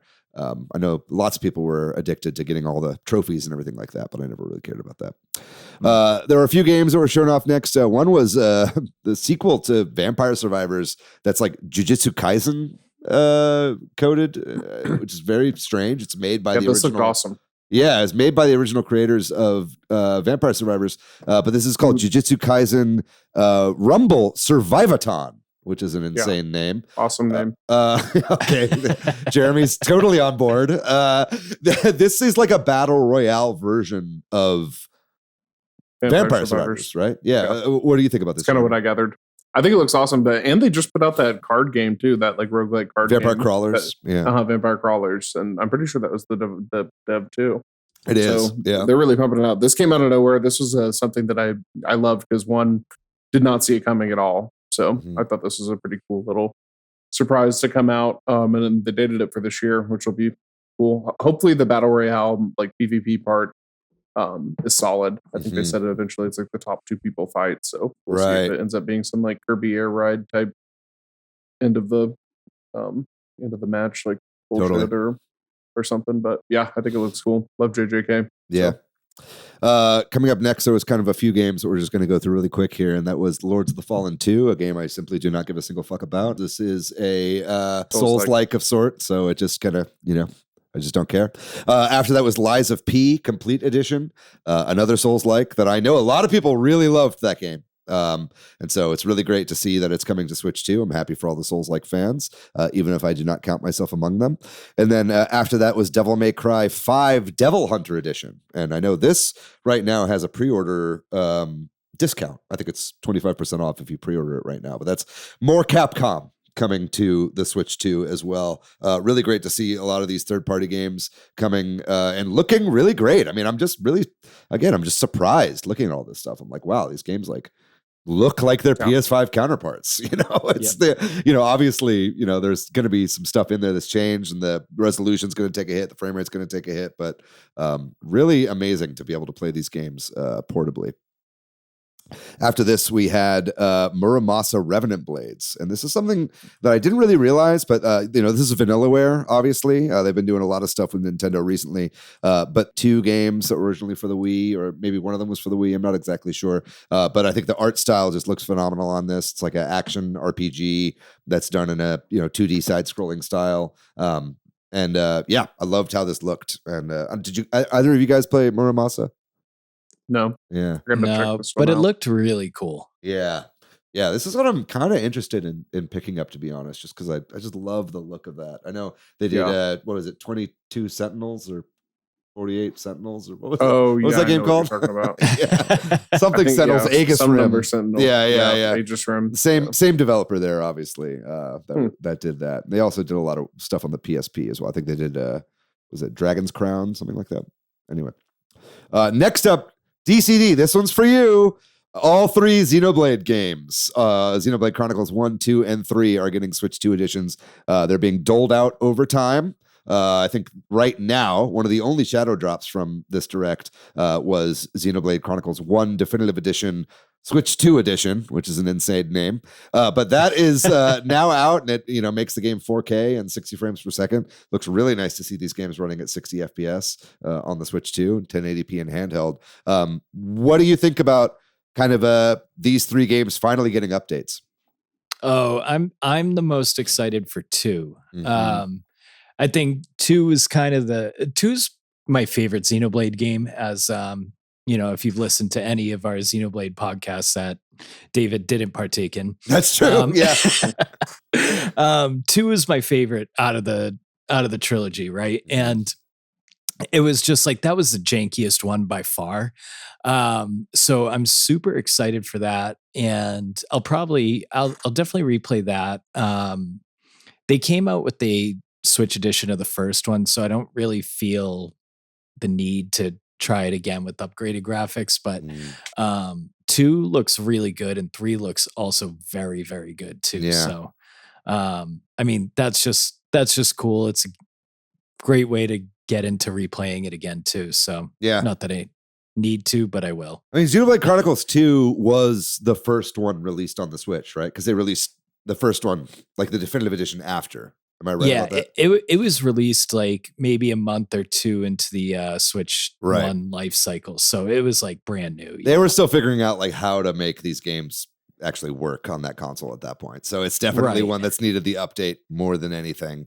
So that's really great to see. And then, of course, after this, they also announced a brand new game in the Xenoblade franchise, and this is Xenoblade Genesis. It was kind of surprising that they just straight up were like, here it is, a brand new Xenoblade game. It's got a bit of a different art style. I mean, it definitely looks Three Houses-ish, right? It's got that kind of cel-shaded anime look to it, which is a little bit different than what we're used to with the Xenoblade games. But I think this looks pretty great. It looks like it's a prequel. What do you think about this, DCD? See, this was really surprising. So if you played the Xenoblade games, right? Like, it seems like they wrapped up the trilogy perfectly. Right. They combined the 3 stories. They found a way to like make no holes in it. So I thought Xenoblade was just done. Mm-hmm. So this one was just such a big surprise to me, and I'm really interested to see like where the story goes with it. I've loved the gameplay in all the Xenoblade Chronicles games, so I know that'll be good. And the art direction is like you said, pretty interesting, right? Yeah. It's like the Fire Emblem cell shaded. It's also like at an academy, and very much has that Three Houses feel, I think, story-wise. Yeah, it's like a magic school kind of jam to it. So, I mean, it's going to be great. I'm excited for this one. I think it looks really good too. It's also got a really cool setting. It looks like it's set like inside a globe. It seems like the world kind of wraps around in this big sphere. And so it's really cool to see, kind of like Halo, how like the horizon goes off into the distance. It's like that, but it's a full sphere around you, right? So with like 6 suns, like, suspended in the middle. And so I'm a big fan of science fiction and space stuff and mega structures and whatnot. So that really tickled my brain as I was watching it, but really cool to see. And then I know also with the other Xenoblade games, they are getting like additional content with the Switch 2 editions as well. So really good time to be a Xenoblade head. Next up was probably the game of the show for me, which is funny because this also did have Ocarina of Time remake in it. But yes, the rumors are true. We are getting a brand new Switch sports game. And this is such a weird release because it is Nintendo Switch Sports Resort, which is crazy because it is a Switch 2 game and it's called Nintendo Switch Sports. And it's also like a remake of Wii Sports Resort. Kind of like it's set on Woohoo Island. Like whenever they said welcome to Woohoo Island, I shrieked like a baby girl. Like I was like, oh my God, Woohoo Island, we're back. And then they started showing all these games that were like involved in Wii Sports Resort. And I was like, oh my God, we are so back. We've never been more back. But then they started showing like so many of the games that were in the original Switch Sports, right? And so it's like, I'm a little confused as to like what this game is like trying to be. Like, is it trying to be its own thing? Is it trying to be a replacement for Switch Sports? Because there are games that are missing. Like, it seems like Chambara is not involved here. And it seems like also badminton is not included in this. It seems like maybe table tennis took the place of badminton. But basketball is back. Bowling is back. Golf is back. It looks like it's all the same fucking golf courses as well, which kind of sucks. I wish they'd add new fucking golf courses into this goddamn game. They've been using the exact same golf courses since the goddamn fucking NES. And I'm not making that up. These are the same golf courses from Golf for the Nintendo Entertainment System. So that's crazy that we're in the year 2026 and still dealing with this. But there's lots of cool stuff in here. There's power cruising. And then, earlier, I think we had the video on screen, but Jeremy was going like this. There is thumb wrestling, which is called about 10 minutes of time out of the fucking direct. That's right. I've always called it thumb war. I always called it thumb. 1, 2, 3, 4. I declare a thumb war. Thumb war. 5, 6, 7, 8. Try to keep your thumb straight. But, there is some, it looks fun. I think the thumb war stuff actually like looks pretty fun. And there's skateboarding as well, which uses the mouse mode. But skateboarding, wave, and like wave racing, right? That's right. Yeah. So there's a lot of cool stuff in here. I really hope there's like a free roam around Woohoo Island. That'd be you'd cool. be able to do because I just love Woohoo Island. I was seeing a lot of discourse about this online. They've gentrified Woohoo Island. Very true, because the sports mates are back, right? It's not just me's out there right now. Like the actual sports mates are here, and it also like the town is gone, like the whole like city square. They've like razed it to the ground. So I don't really know what's going on Woohoo Island, but I'm not here for it. But what did you guys think about this? Are you going to be picking this up? I know this is a $50 release. Maybe. I got the original Switch Sports one and played bowling a few times, and that was that. Mm-hmm. Right? I think I got like maybe 3 hours out of the game, and I was like, that was cool. And then just never played it again. But I mean, it looks awesome otherwise. Mm-hmm. I just know I'm never going to play it. Yeah. Do you feel the same way, Jeremy? Yeah, I feel similar. I lean towards getting it, I think. Mm-hmm. But I mean, I agree. I ended up not playing the last one that much, but it's fun enough that I think when I go home and with family and have the Switch hooked up, it's usually something that they're pretty into and mm-hmm. fairly easy to get them into. Yeah. So, yeah. I mean, definitely. Like that, I usually. I just like them, Nintendo bringing back that kind of Blue Ocean game. I like seeing some of these franchises that started in the Wii era when they were trying to appeal to more normies, like coming back. And I know the first game sold like hotcakes, so I imagine this one is going to as well. It's just odd that it's a Switch 2 exclusive. Really doesn't feel like it needs to be, other than the skateboarding. Well, yeah, skateboarding, you need that, bro. Right, exactly. What are you gonna do without the mouse controls on skateboarding? I don't know, just fucking kind of innovative. Just turn that off on the Switch. Well, and the jump rope, right? You got to swing. It's not a full game. Yeah, but I mean, you can do this jump rope challenge exists for the original with Switch. the shitty Switch 1 Joy-Cons. Hell no. Still no Ring Fit Adventure 2. Interesting to see. Just wait. You think so? You think it's coming? Oh yeah, 100%. Oh, anyway, it was really funny to watch Koizumi try to shake off the fucking. His face looked like he was jerking off on the top corner. I don't know if you guys saw that, but maybe that's my dirty mind. But anyway, that did take up a lot of time in the thing. But I think for it being $50, that's good. I still wish it was Switch 2 Edition, adding this as DLC rather than a whole bespoke game. Next up were a few games that we'll go through pretty quick. One was RuneScape Dragon Wilds. Crazy that RuneScape is coming back. This was shown at a couple presentations this week, so this is nice that it's also getting a Switch 2 edition. And then also Hello Kitty Party Land is coming. This is a Mario Party-esque game with Sanrio characters. I think they said there's 150 Sanrio characters, which of course there are that many Sanrio characters, but I didn't know there were. So this looks fun for people that like Hello Kitty. It's nice to see Hello Kitty kind of having a moment right now. I think like Hello Kitty Island Adventure was a very popular game, and I heard was actually a really good game. So it's nice to see more games that look like they're actually good quality coming within the Sanrio world. And then we got a little bit more on Star Fox. Not a ton here. It really felt like they were just like, hey, this game's coming out in a couple weeks, so don't forget about it. This is a bigger part of the Treehouse, which happened after the Nintendo Direct. So it was nice to see some more of this. We got to see some more levels that we haven't seen yet. And then obviously we also got that demo that was a shadow drop, which was really great. Really fun to play that demo as well. We got another game next, which I thought was an original game, but I think you put in here, Jeremy, that this was a mobile game, and that is Final Fantasy Resonance. This is a brand new HD 2D game from Team Asano, and it's their first HD 2D game in the Final Fantasy universe, but I was not aware that this was a mobile game. Can you explain some of that? Yeah, I cannot fully explain it, but my understanding is that some of it might be original, but it's basically reusing the characters, and I think a lot of the same like gameplay mechanics that Final Fantasy Bravely Xevious or whatever. I don't know how to pronounce it, but the spelling is very strange. It's doing something with that basically. I think they did something kind of similar with like Bravely Default or something. They had like a mobile version of the game and essentially turned it into a removed the mobile mechanics and kind of turned it into an actual game. So that kind of seems like that's what they're doing. Brave Exvius. Yes, Brave Exvius.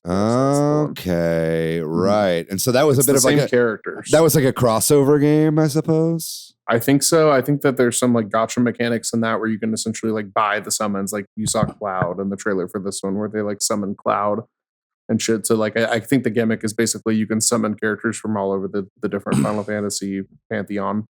Interesting. Yeah, I'm seeing right here on Game Informer, which welcome back, Game Informer. I'm glad that they're back.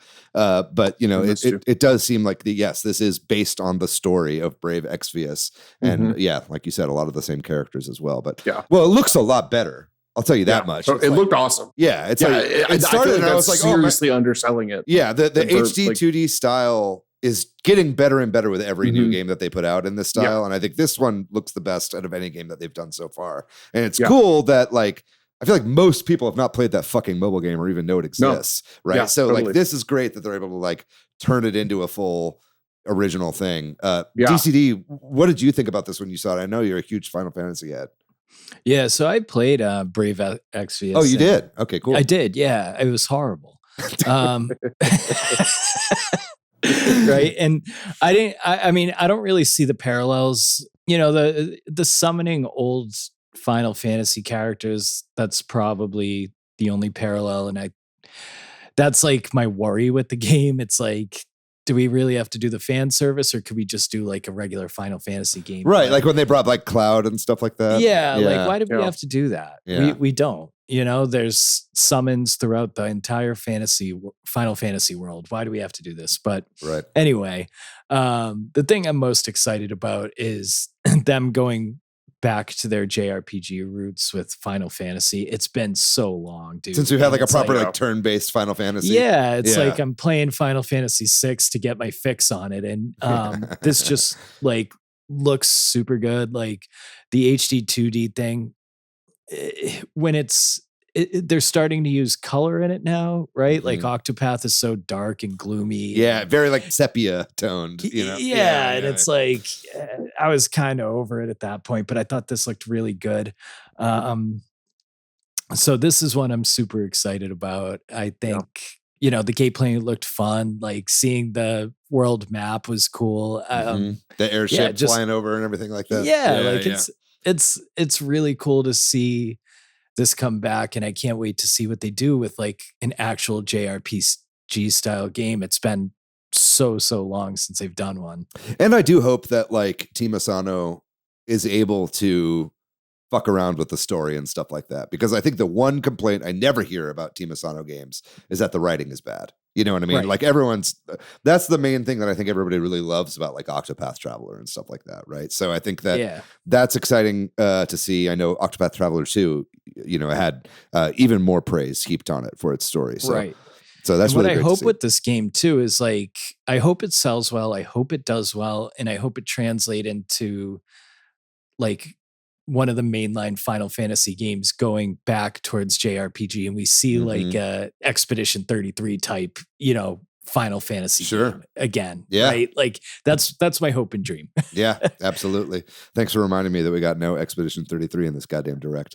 But anyway, that looks good. And, you know, word to the wise, if you're making a pixel art game, if you add rim light to your pixel art characters, I will buy your game. I'm a simple man. I bought Second Story R, what was Star Ocean because of that. You know, I bought Replaced because of that. You know, I'm a sucker for that shit. So I saw everybody that support this game for me, so I get my Final Fantasy that I want. Very cool. Next up was not Picto Nico, but Piku Niku 2. These are different games. This is coming from Devolver Digital. I know Piku Niku was a 2D game, right? That was not a 3D game, right? The original Piku Niku? You guys even know what Piku Niku is? Am I making up words right now? Am I having a fever dream? What the fuck is going on? Saying Picto Nico earlier, and now I'm just all now we're all thrown off. Anyway, this game looks great. I'm really excited for it. I know Piku Niku was a very beloved game when it came out, and it's cool to see this coming into the third dimension as well. After that was Dragon Quest Monsters, a game which has there been a modern Dragon Quest Monsters, or is the last one like on like Game Boy Color? I know they have Heroes, right? Dragon Quest Heroes. There's Heroes, Builders. There's Builders. But I don't know if there's been a new Dragon Quest Monsters for a long time. This is obviously like a Pokemon-esque game. Yeah. You know, that kind of came out as a Persona monster combining type. Right, yeah. For me, I was like, welcome back, Jade Cocoon. Right. I don't know if you guys played Jade Cocoon for the PlayStation 1, but that was a game where you could basically, breed any two monsters together to create something new. This game looks like shit. I'm not gonna lie, dude. I mean, it's like all in one boring desert, and the graphics look like shit. I was like, what's going on here, man? Like, what? Why are we doing this? The Dragon Quest brand is so strong. I don't know. Maybe it's gonna be good, but not for me. Sorry. Next up was the Duskbloods got a nothing trailer. This was very disappointing to see, to be honest, because Duskbloods is a game that we have desperately needed some new information on. This is obviously the new FromSoft game, and it's going to be, I think it's like an online multiplayer game. 8 players. 8 players is what it's supposed to be. Yeah. So PvPvE. PvPvE. What is so? It's player versus player. PvP. Yeah, players are fighting each other. We've been doing this episode for too long. Well, explain what it is, please. Well, they haven't really shown anything, so nobody really knows exactly what it is at this point. But based on the loose information that they've said, I think it's kind of extraction-y, where maybe it might be duos, but it's maybe 8 individual people jump on a map. You have to kill, kind of like Night Rain, you have to kill bosses around the map and power up. But I think it kind of will culminate in a PvP showdown. Interesting. It's kind of what I've gathered, but your guess at this point is kind of as good as mine. You know what I was fucking pissed off about on this is that there's no goddamn release date. Like, what's the deal? man. Yeah. Like, It's a what's the network fucking test deal? this summer. They showed this off a year ago, and we still don't have we have, and they didn't even have a date for the network For the test. test. They just said Yeah. summer. It just said Can't even- summer. still Like, what's can't- going on? Elden Ring was nowhere to be seen in this Yeah, direct. that was kind of Which is interesting. too. insane. It was like, what the fuck is going on? So I really don't know what's going on with Switch 2 and FromSoft right now, but clearly they're running into some kind of hurdle with their engine on the platform. And so I really hope whatever the problem is, they're able to sort that shit out quick, because this is getting ridiculous. I mean, like, this is stuff that was shown before the Switch even came out, you know? So Do you feel like there's a partner direct down the pipeline and that's where we'll see most of it? Well, I do think that it's very likely that we will see a September direct again this year. I think that is not unlikely, because we didn't get a lot of stuff. I mean, I was going to say this at the end, but, you know, let's talk about some of the stuff that wasn't here. You know, there was no mention of Zelda's 40th anniversary, and I imagined that was going to be a whole big thing.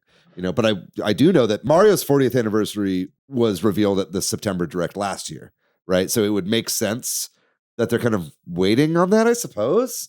But, you know, obviously Ocarina is a part of that, but I would be very surprised, you know, with a Zelda movie coming, that they would want to cash in on that. So that was surprising that there was none of that. And just a couple other things that weren't here, just real briefly. No Mario Kart World DLC. Yeah, bummer. No Metroid's 40th anniversary as well. No NSO games at all. But There was when no has Nintendo Nintendo Classics. ever cared about any anniversary other than, like, even They do it all the Mario's- time. They do it like every 5 Mario's years. 35th anniversary was like, hey, here's a crappy 3 release game and a game we're going to take away from you. That's unbelievable. I can't believe you would say that, because it was during 2020. They had a whole direct for the 35th anniversary. They It made was a whole 9 game. minutes. Oh, please. Look, I'm not I gonna. don't give a shit about anniversaries. Okay, I just am not with you on this one, DCD. Like, Mario's 40th anniversary officially ended in I think March, the end of March, and after that we got Yoshi, and we still got Mario's 40th anniversary stuff in this with the Donkey Kong DLC. It's like, what are we fucking doing here? Anyway, Nintendo's obsessed with anniversaries, so I was very surprised to not see anything from Metroid. No NSO games, like I said. No Nintendo Classics drops. No Game Boy Advance games. No N64 games. What are we doing here? No Mario at all in this, other than obviously the Donkey Kong DLC that I talked about. Yeah. No Claire Obscure. No Call of Duty, which they also finally announced is That coming. was kind of surprising. Very That was surprising. Yeah. So anyway, that's a little look. I mean, we're in the middle of talking about these other games. I was going to save this for the end, but whatever. We already went down this path. But very, very interesting what was missing from this. We had a lot of predictions that were not in it. And I think that's why a lot of people were disappointed. But anyway, next up was a new look at Splatoon Raiders. And this was also a part of the Treehouse afterwards. They showed off quite a bit of this game. That's great. There's going to be also a whole Splatoon Raiders direct on June 30th of this year, they said. I thought this one was Ninjala when they started showing Oh it. my God. I think you meant Ninjala. Ninjala, actually. Oh, sorry. Yeah. Ninjala too. Yeah, this looks great. I'm definitely going to be getting this. This game looks like it was made for Patrick Knisley specifically. You know, he is a big Salmon Run fan, and this looks like it's taking the basis of Salmon Run and expanding it out into a full game.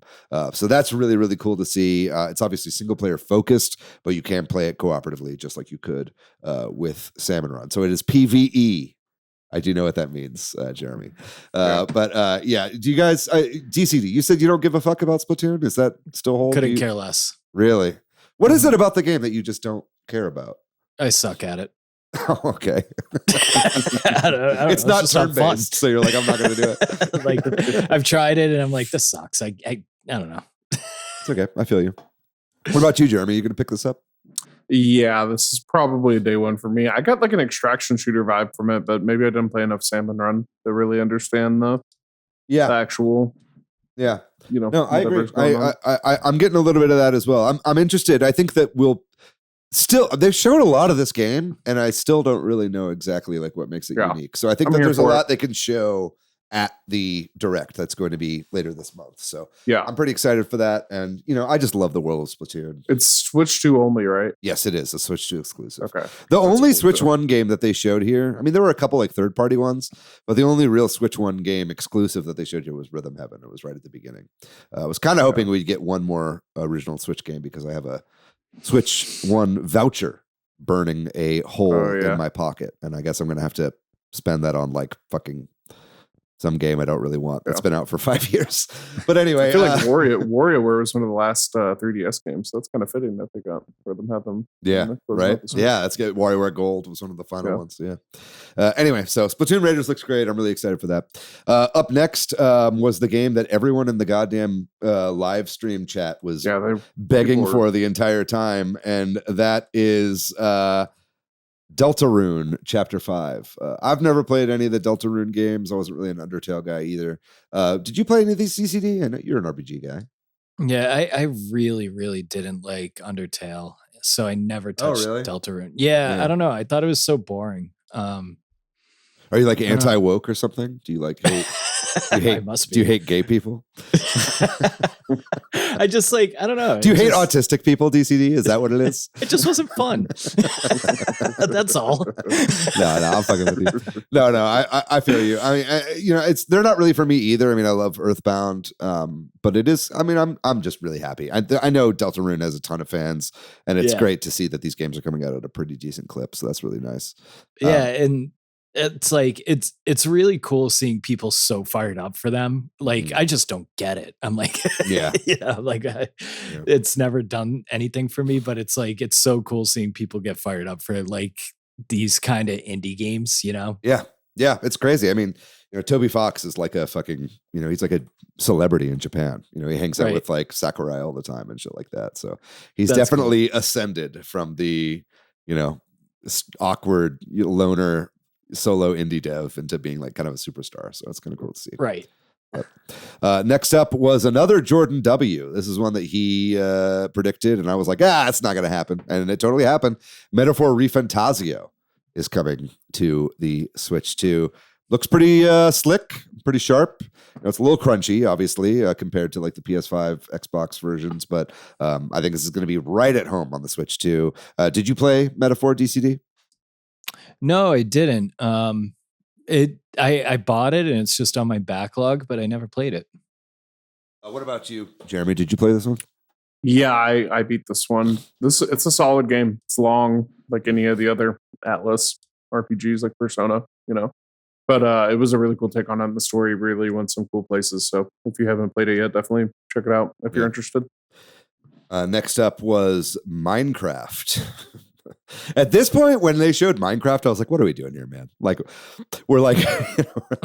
we're 45 minutes into this goddamn direct, and it's we're showing Minecraft. What? I was more surprised that it wasn't already on there. Well, I mean, it is. You could play the Switch 1 version of Minecraft. This is just a Switch 2 specific version that what it was? Of Minecraft. So it's all right, okay. All right, here we are. And they were like, it has vibrant visuals. And I was like, it's still Minecraft. I guess so, But anyway, so it carries over from the Switch 1 version. Look, I know, I'm not trying to feel like this is 2 games in a row I've trashed on autistic people, but Minecraft is a great game for any player, children, and whatnot. After that, we had a sizzle reel. And so there was some kind of interesting stuff in here that we saw. Atelier Carria was shown. I don't know what that is, but I guess it looks kind of cool. Warhammer Space Marine 2 was shown. Observer System Redux. It's crazy that Observer is getting a Switch 2 edition. That was a very strange kind of under the radar sort of game. Never thought I'd see a day where it got a remaster. DayZ is coming as well. Metal Gear Solid Collection 2, which includes Metal Gear Solid 4, Peace Walker, and the Game Boy Color game, Ghost Babel. Definitely am going to be picking that one up, although I'll probably be playing that on my Steam Deck. Rise of the Tomb Raider was also shown. That was another of the rare shadow drops from this direct. That's out right now. So seems like they're working their way through the modern Tomb Raider trilogy. So that's good to see. Tales of Eternia was shown. This is a 2D Tales of game before the kind of modern era of Tales of games. I think this was PS Vita game originally, and so it's really great, or at least it had a PS Vita version that I think this one's based on. I know Daniel Alba, who was on our show recently, was very excited for this. He's a huge 2D Tales of fan, so it was really nice to see that. SnowRunner is out. SnowRunner. Are you a big SnowRunner fan? I'm a huge SnowRunner. Is that true? Are you really? Okay, I was like, I feel like you're doing a bit. I put a few hours. Yeah, I put a few hours into the runner, mud runner, snow runner. You know, I'm a little bit of a runner head. That's another Saber game. That's I think that's out now. Actually, that's another Shadow Drop, and that one I was looking on the eShop has a $130 full version, I think, or something like that. Yeah, it's like all the DLC. So that's crazy. Fitness Boxing 3 is getting a Switch 2 edition, a game called Everbloom that I've never heard of, that I simply don't care about. And then Final Fantasy 14, the MMO, is also coming. So that concludes the sizzle reel. Anything from there you guys want to talk about? I thought the Metal Gear Solid 2 looked really good, to be honest. Mm-hmm. Yeah. Was that already announced? That was announced. I think we also knew that it was coming to Switch, so that was why they kind of threw it in this as well. Well, yeah. I think Final Fantasy 14 coming to Switch too is pretty interesting in the fact that like there's no MMORPGs on Switch. Mm-hmm. Right? Like there wasn't really any big ones like that. So it'll be interesting to see like how it runs, how it plays. I've been clean for like 10 years, so I'm not going to try it. Is that game that old at this point? Is it a 10-year-old game? It's older. Oh my God. Yeah, it's I can't remember when it was released. It had to be over 10 years ago because it came out and it was just absolute garbage. Mm-hmm. And then they just redid everything and it became good. Mm-hmm. But it's definitely 10 plus years. Interesting. Yeah. I mean, I'm happy for the Final Fantasy 14 sickos. They finally have a way to play it on their couch. We're on the go, I suppose. But you need to have an internet connection. It just goes to show, like, Switch 2 is so cool. Like, with all these, like, games like Stellar Blade coming out and Final Fantasy MMORPG, right? Like, it's awesome. It's Final awesome. Fantasy 11 when? Okay, give the people what they really want, which is the PS2 MMO Final Fantasy 11. Okay, let's get real. I want to buy a modem for my Switch 2 just so I can play Final Fantasy 11. And no, actually, I bought that modem for Tony Hawk Pro Skater 3. Anyway, we're moving on.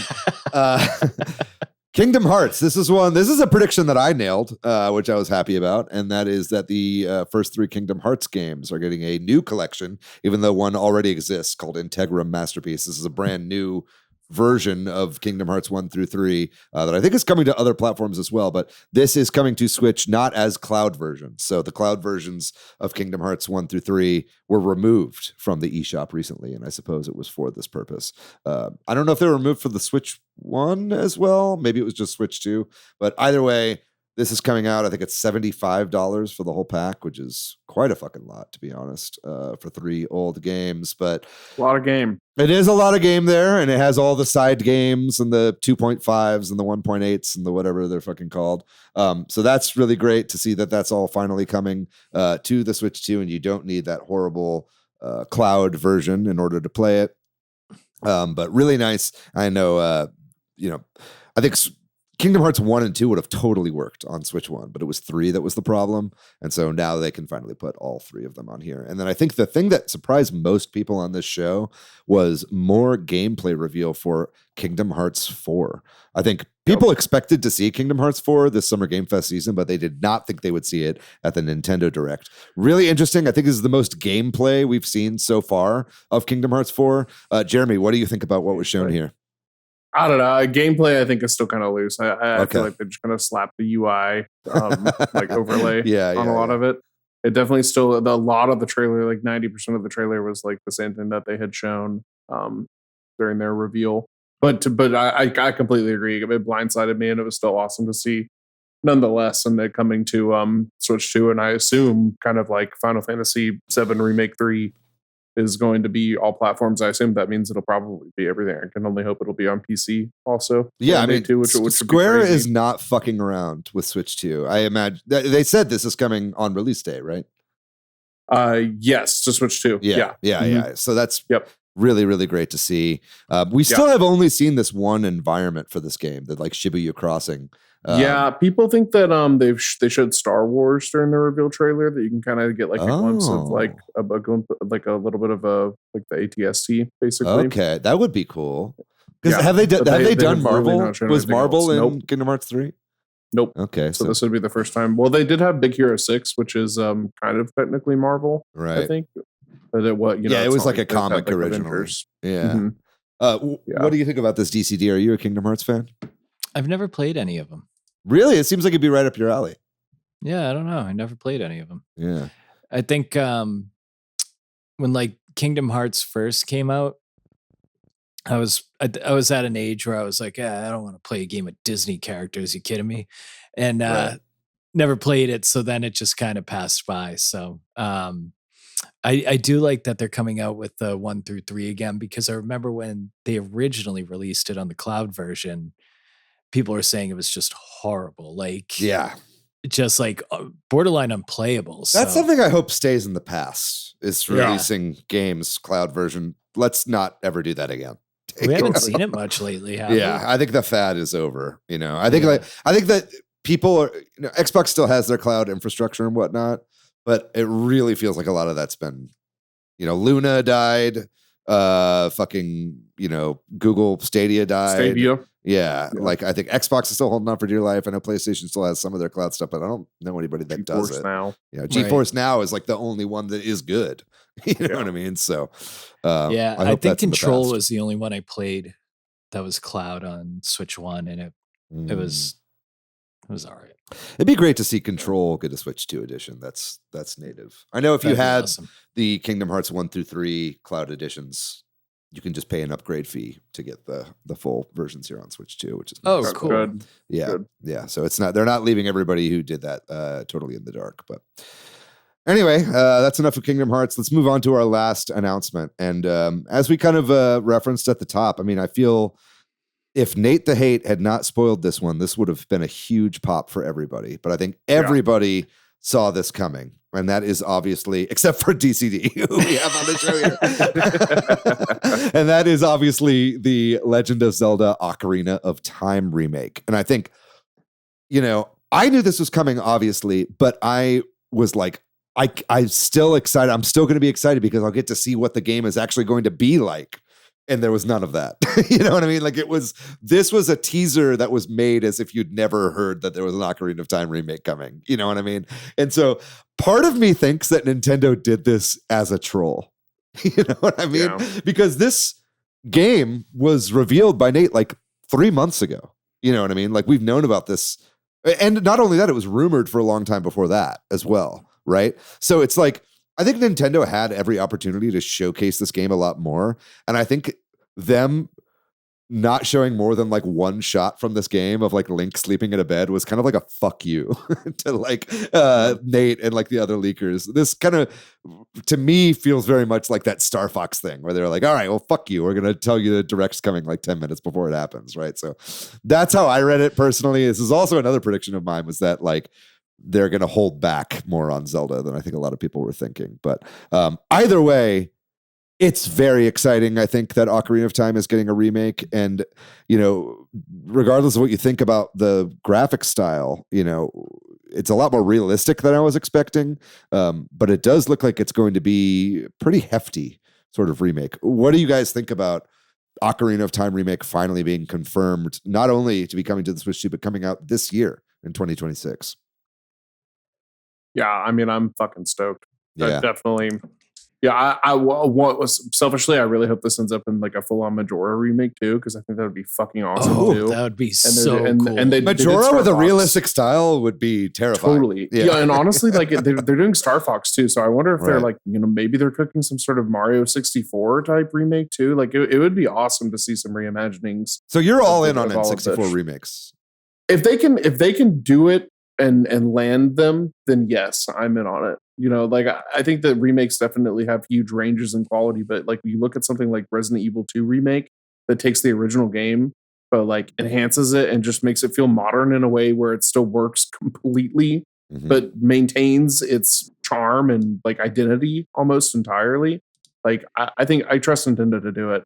I am wondering who they have developing this, because of course they didn't say anything, right? But I wonder if it's like, they have the guys that do the like the Link's Awakening remake or whatever it was, right? Or fucking can't remember the studio name. they're Italian. Grezzo. Yeah, Grezzo. They're Japanese, Yeah, but we go Grezzo. Yeah. It sounds Italian. Yeah, for sure.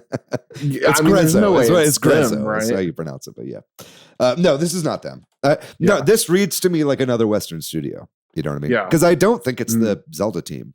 Because they're going to be working on whatever the sequel is. You know what I mean? Yeah. So whatever is the next mainline game in the Breath of the Wild, in a post Breath of the Wild world, right? So I think to me, I feel like this is a third party, and a lot of people, the meme I've been seeing going around is Nintendo finally hired this man. You know what I mean? Where they're always like, Nintendo hire this man whenever somebody shows like a realistic Unreal Engine. They did it. Yeah. Nintendo finally hired the man. They did it both for Star Fox and for Zelda, right? And so right now, anyway, it looks like it's going for the kind of hyper realistic route. But as long as they can as long as they can nail the open world Hyrule aesthetic and it doesn't feel super empty. Yeah, I'm super here for it. Yeah. What do you think about this DCD? That was one of the coolest reveals ever. I wish I was you, dude. I know. It's so awesome that you didn't have it spoiled. Yeah, because I mean, I used to write for a gaming website. I was dialed in all the time, right? So I used to watch the directs kind of the same way you guys did, right? Where I was like, oh man, if there's one or two things I haven't heard of. And it was kind of getting to the point where it was I would see rumors and then I would get annoyed that the rumors that I wanted to see in it weren't, but then I was annoyed when there was rumors in it anyway. And I'm like, oh, that's blown. Yeah. So I just wasn't enjoying it. Right. Yeah, totally. So it was every day I question why I'm doing what I do. So this is one of the first times in a long time I've just been completely in the dark watching it. And I saw that and I was like, oh my God, this is the coolest thing ever. Ocarina of Time of the best Zelda game. Are we real here? This is amazing. So that was the most hyped I've been watching a direct, I think, ever, because awesome. I mean, Ocarina of Time, man. That's man. It looks super cool. And just, never hearing about it before. So I'm excited. Yeah. No, I'm very jealous of that. And I do think that it's if we didn't know about this would have been amazing. But since we did know about it, selfishly, I wanted to see what gameplay looked like. I wanted, because the real question here is this going to be more than what Star Fox is, right? Because Star Fox, while it's got, I played the demo today. It's got amazing cutscenes. It's got a full redo of the whole script. They've added so much meat to all the interstitial scenes. In the Star Fox demo, they're like, this is a huge military depot, but it's been, abandoned for a while. I don't know if it's worth going there because on our radar, it says blah, blah. And it's none of that shit was in the original game. And it really fills out the world in a way that's really fascinating. But at the end of the day, the gameplay is straight up Star Fox 64, with a coat of paint on it, right? And so I'm still don't know what this game is going to be. Is it going to be a Resident Evil style remake where they redo a lot of the mechanics? Or is it going to be a Star Fox style remake where they add cutscenes that are voiced, but then the actual gameplay and the mechanics are lifted straight from the N64? It's hard to tell here. I mean, I think the fact that we saw, from the very little that we saw, obviously this is a cutscene and this is from the beginning of the game. I'm kind of leaning more towards this is going to be a Star Fox style. They're going to keep it as faithful as possible while adding interstitial stuff in between. But Jeremy, what do you think? Could you get a read on what style of game this is going to be? Or are you going to need a bespoke direct to finally know what this is? I think that the direct is going to kind of absolutely kill it. So I think the direct is going to be super awesome. Like a Zelda specific one, you mean? Yeah. Surely they did that. I think they'll kind of do an anniversary type blowout thing. Sure. It was too hard to kind of see what it was. I have to imagine that they don't just leave stuff like Hyrule Field leaving just kind of a big open empty field, which is kind of for the most part what it is. There's a couple things there. But I just don't think that things like that would fly as well as Star Fox 64's arcade type stuff. Sure. That's going on today. Yeah, the size, size of Hyrule and stuff like that, you mean? Yeah. Yeah. But you know, graphically looks great. I mean, have you guys played Ocarina of Time recently? I did, yeah. I replayed Ocarina of Time 3D on my AYN Thor. I played it with like HD textures and stuff. I added a HD texture pack and like a right stick mod, so I could move the camera around as I was playing. That's awesome. Yeah, and the game holds up so well. It does, right? yeah. It does. Like the puzzles are still good. Like, you know, outside of just Hyrule Field, everything feels good. I mean, it's still, I still feel like Ocarina of Time's dungeons are some of the best in the entire series, you know? Yeah, totally. For sure. Yeah. Totally. So, I mean, I can't imagine them messing with that too much, right? Like they might fill in some gaps where it feels a little empty or hollow, but I can't imagine that there's too much change to it since like the gameplay is perfect. The dungeons are great, right? Yeah. And they're trying to recapture that magic that Ocarina had. I don't think it's going to be anything like a Final Fantasy VII remake, but nor should it be. I wouldn't. Yeah, I don't want it split up into multiple games. You know. Yeah. I just think it's going to be like as honest and true as like a remade game can be. Just with how well it holds up. So yeah, I mean, I'm basing all this on absolutely nothing. It's just you know, like just how good the original game is. Yeah. Do you think that it's they only dated it for 2026, right? You think they're growing up against GTA 6? That's a great question. That was going to be my next question as well. I don't know. I mean, right now there was nothing really shown for November here. I think if there's any game that can go against GTA 6, it's an Ocarina of Time remake, and I think it would be a big dick move from Nintendo. To put it out within like a week of GTA 6, because I hope they do it because everyone else is too fucking scared to put anything else in anything else out in November. That's why September is filled with fucking games. I feel like a lot of those were meant to be November releases, and I bet a lot of the games that are right now dated for September that we saw over Summer Game Fest are going to get some delays. You know what I mean? And they're just trying to get away from GTA as much as possible. But I think like. I mean, this is going to be huge. Like, I could see people in November buying 2 games, you know, and it is GTA and it's Ocarina of Time remake. You know what I mean? Yep. I just think, it's not that I think that they have different audiences, because I think a lot of the millennials that are going to be getting a GTA game are also people that grew up with Ocarina of Time. But like, I don't know. I can't see this being anything other than November. This feels like their holiday game. I think originally Pokemon was going to be their holiday game, but I think they were like, we need to cook longer with these Pokemon games. We got people were really busting our balls over Scarlet and Violet, and justifiably so, you know? So I'm proud of Game Freak or maybe Nintendo for pushing against Game Freak to be like, no, we're not doing this again. You know, take the time you need. But I think, you know, in the absence of that, then yeah, this makes sense as the big holiday title from Nintendo right now. What do you think, TCD? I think Nintendo doesn't give a shit. Like they'll put it out when they want to put out, right? Like they know when their sales are the best. Like, you know, you were kind of saying before about, you know, just showing a little bit of a trailer for Ocarina, right? Yeah. And it's like, I think their perception of their fans is no one's dialed in and no one knows what else is going on in the world. That's how they just kind of treat it, right? They do, yeah.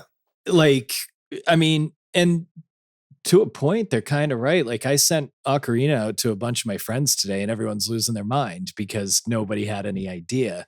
Versus if I was like as dialed in before, it's not the same. But like, I don't think they care that GTA is coming out. It's a different game. It's a different genre, different system.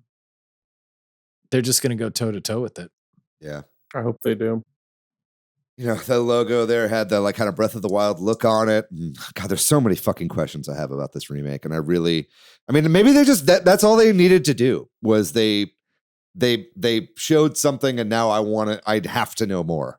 You know what I mean? So that's what a good teaser is, I guess. Right. So good on you, Nintendo. You fucking got me. Anyway, that was the end of the presentation. There was a little bit at the very end where the new Nintendo of America CEO Devin Pritchard came out. this was a wet blanket of an introduction. I was like, there is no personality here. I was like, I really wish, especially after that direct, which was very controversial, I would have loved if she was like, hey, what's up? I'm Devin. Like, I'm really excited to do this. But she was like, hello, I am a corporate spokesperson and I love video game. I was like, all right. I mean, I don't remember Doug Bowser ever getting up on the stage and saying that he played video games. No, I feel I have the same problems with Doug Bowser. Doug Bowser's name went a really far way. Yeah. Well, at least she got up there and like acted like, maybe you just take it as corporate, sure, which is completely fair. But at least she got up there and was like, I actually play games. Yeah, for sure. I think I was just like beaten down by the direction. It was like I was on like 4 hours of sleep, and, and I was just over it by the time she came out. But anyway, I'm not writing her off. I really want her to succeed, and I'd love her to show us more of her personality over times, but it's just going to be hard to replace somebody like Reggie, who is, such a character. You know what I mean? He set the bar high. He set the bar really, really high. Let's wrap it up here. This episode has been disastrously long, way longer than I was hoping we would do, but we have talked about like 500 games. So that's kind of all there is to say. There was a treehouse afterwards, obviously, that had Star Fox Rhythm Heaven and Splatoon Raiders. We already talked about what was not included here. I think one huge omission from this direct, along the stuff that we said earlier, is there's no game currently scheduled for August. I thought for sure that Fire Emblem Fortune's Weave would be an August game, but it's not. And it's actually kind of later in September as well, if I'm not mistaken. So there's a huge gap between Splatoon Raiders and Fire Emblem. And, do we think that we're going to be seeing more games? Like, what is the future of Nintendo announcements? Like, is there more stuff to come here? We talked a little bit about how we need to see more Zelda 40th anniversary. What do you guys think about this? I could use a break. From the calendar. Just in the calendar, or just from recording this podcast right now. We've been going for a while. No, but you're right. There are so many, because Jeremy, like, I think out of all my friends, you're the biggest gamer I know, if I can say that with like a capital G. Like I take that. I appreciate that. Yeah. I'm not saying like a gamer gator. I'm saying like a gamer because you're woke. but it's like you play on like every console. You're like console agnostic. It doesn't matter what you play on, and you pick up like most of the games, right? That are interesting to you. And so it's like, so I understand, like, especially after all the Summer Game Fest shit we talked about. There's a lot coming. So you're happy with there not being a Nintendo game in August, is what you're saying. I'm cool with that. Yeah. Okay. What about you, DCD? It doesn't matter to me. Yeah. I think we're going to be getting an August game. I think there's more that hasn't been shown here. But I do think that I understand why people are upset. I do think that about this direct, I do think that Nintendo should maybe not rest so hard on their laurels right now. I think that they're being a little cocky and not treating these directs like they should be treated, which is like, hey, people are like kind of miffed right now, whether or not it's unearned. I think it's like insane that we haven't had any kind of roadmap for Mario Kart World DLC right now. Like people were pissed that game was so light on content given how much it cost. You know what I mean? So I think that I think Nintendo still has a lot to prove, and I hope that this is a holdover from some of their attitude from earlier in the year or in last year, and that next time we get a big direct, they'll be able to course correct a little bit. But I certainly wasn't as happy with this direct as I was hoping I would be. I was hoping this would be a great, put the wind beneath my wings, get really excited about Nintendo in the future. And I'm really excited about third-party stuff, but I don't know that this really gave me the confidence that I needed for Nintendo going forward. So if I were to give this a grade, I would probably give this like a C or a C minus. So what were you expecting that you missed? Like, what would have made it better for you? That, you're saying like people are miffed with Nintendo and they needed something big. What exactly would have given that a B to an A? Well, I feel like there wasn't a ton of variety here. I feel like a lot of the new like hype stuff that was shown were JRPGs. You know what I mean? And there's always a ton of RPGs in Nintendo Directs, so that's not anything new. But I think more variety, and I think more first party. I just feel like that, like to me, I left this being like that was a partner showcase. You know what I mean? And our last one was a partner showcase, right? And it makes sense because Nintendo's doing their own drops now, right? So it's not, they don't need to put all their stuff in a direct. But I just think like it's the E3 season. It's been a year since the Switch has come out. Like, I just think it's really important to like really show, especially with a new big price hike coming up. The price of the console is going up $50. You need to give people a reason to want to get a console past September, because that's when the price hike is coming, right? So I don't know that we really got that. We didn't get anything dated for the end of the year, which I was just expecting that the last half of the year we would have dates for all the games that are coming. And there's still time for it, and I think that there could still be a September Direct, right? As there historically has been. But I think for me, I just needed a little bit more like certainty there, and that's why I would give it a C-. But what do you guys think? If you had to give it a letter grade, what would you do? Oh, you already said A+. Yeah, I mean, DCD, do you still feel that way? It was hyperbole. I think it was like B+, A-. So, see, I thought there was good variety, right? Like there was a lot of action adventure games. You know, you had Dragon's Dogma, Onimusha, Liza P, Devil May Cry, right? And then you had your RPGs, Pixel games, JJK and One Piece. And all that. That's true. Yeah, there's a lot of anime stuff. Yeah, tons of like. I thought there was a lot of different art direction, and just, at least for me, a lot of cool surprises too, right? Like, I think Final Fantasy being a big franchise, having this surprise HD 2D game is a big deal.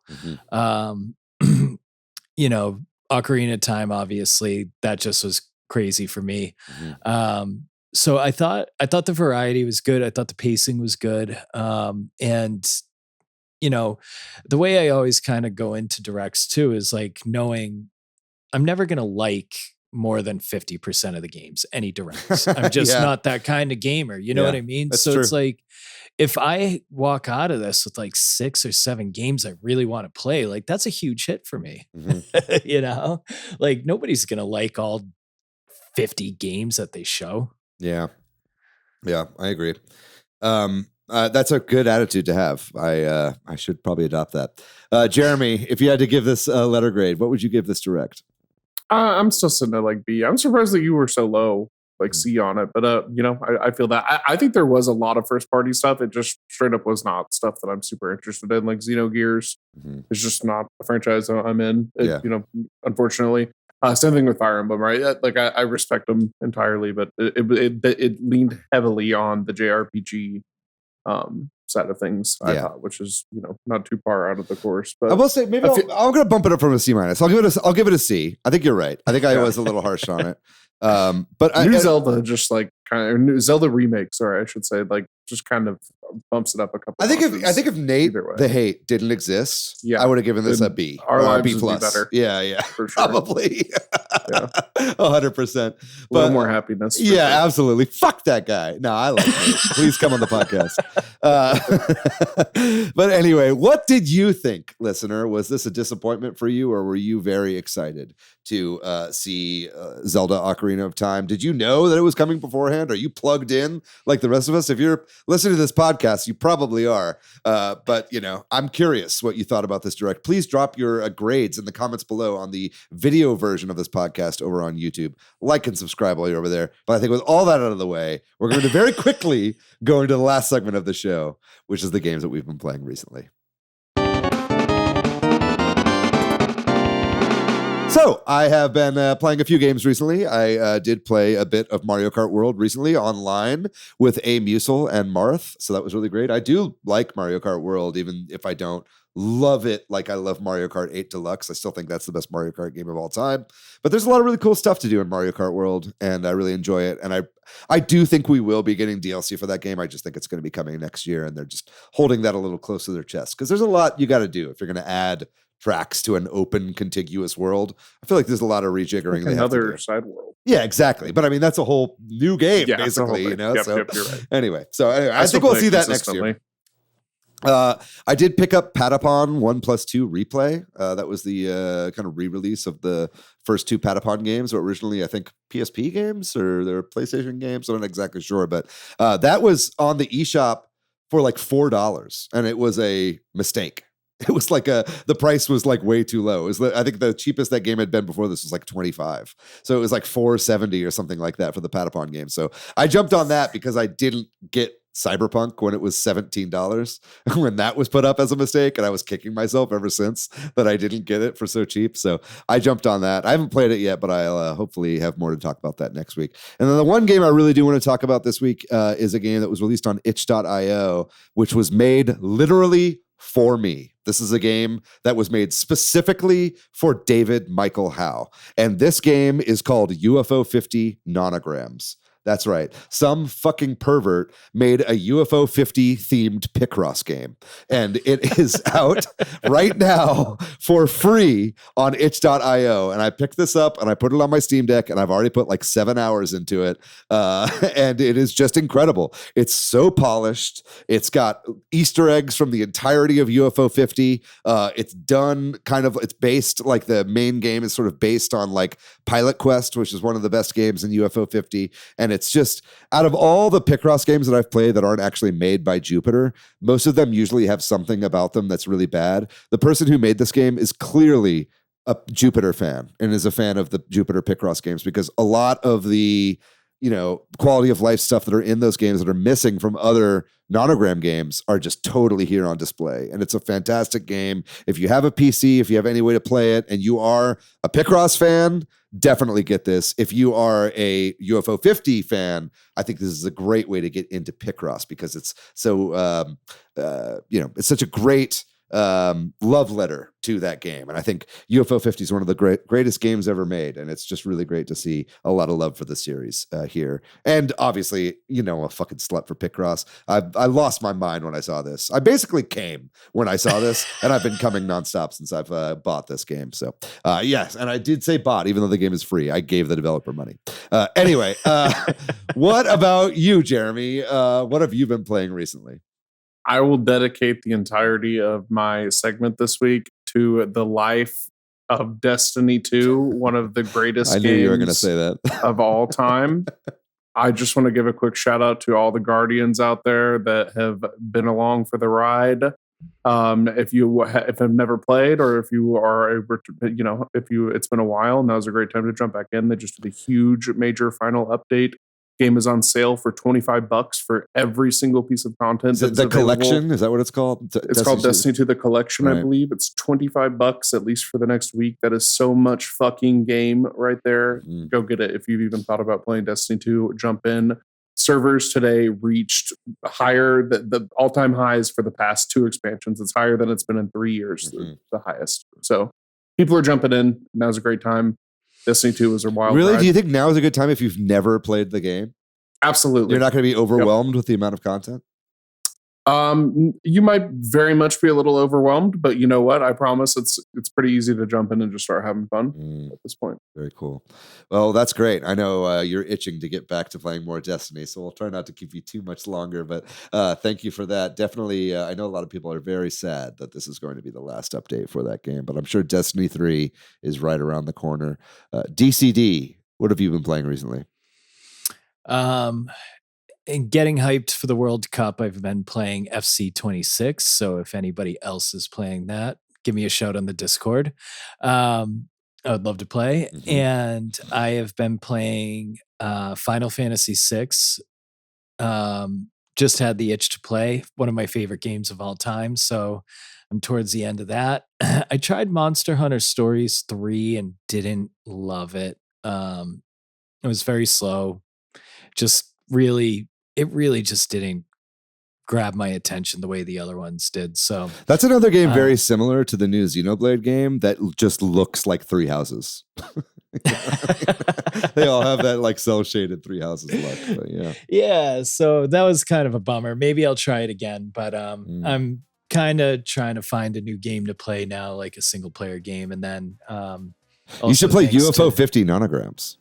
I probably should. I haven't played a Picross game in a while. Yeah, it's free. And also thanks to Jay from the Discord, I still have a crippling addiction to Balatro. So thanks, Jay. Yeah, I saw all day when I was talking to you on Discord. Discord was telling me that you were just playing Balatro all day. Were you actually playing that all day, or is that like a game you just like leave on in the background? I don't know how Discord would know I'm playing Balatro, but I was not playing it all day, but I did play it at some point today. Maybe you just like permanently have Balatro on the mind. Maybe it's on the background. I don't know. Yeah, who knows? Either way, I'm really happy for you. I'm glad you want to play more Balatro. Sorry, I've been creeping on you on Discord. But gang, this has been a long episode, so we're going to call it here. That is going to do it. Thank you so much, Dan. And thank you so much, Jeremy, for coming on the podcast. I had such a delight going over all these game presentations with you. Thank you so much for joining. Happy Game Fest all. That was a blast. Thanks for having me, guys. Happy E3 to the lot of you. Thank you very much to MilkyWay.co for doing our website. Thank you to Corduroy for doing our music. Thanks to all of our wonderful patrons over on Patreon. If you'd like to find me online, I'm pretty much everywhere on the internet at Monolith Fiji. And what about you, Jeremy? Where can people find you online? I'm Poop Stump. There you go. Find me on Discord. Poop Stump on Discord. Very good. And what about you, DCD? Where can people find you? Just the Discord now. DCD on the Discord. Let's go.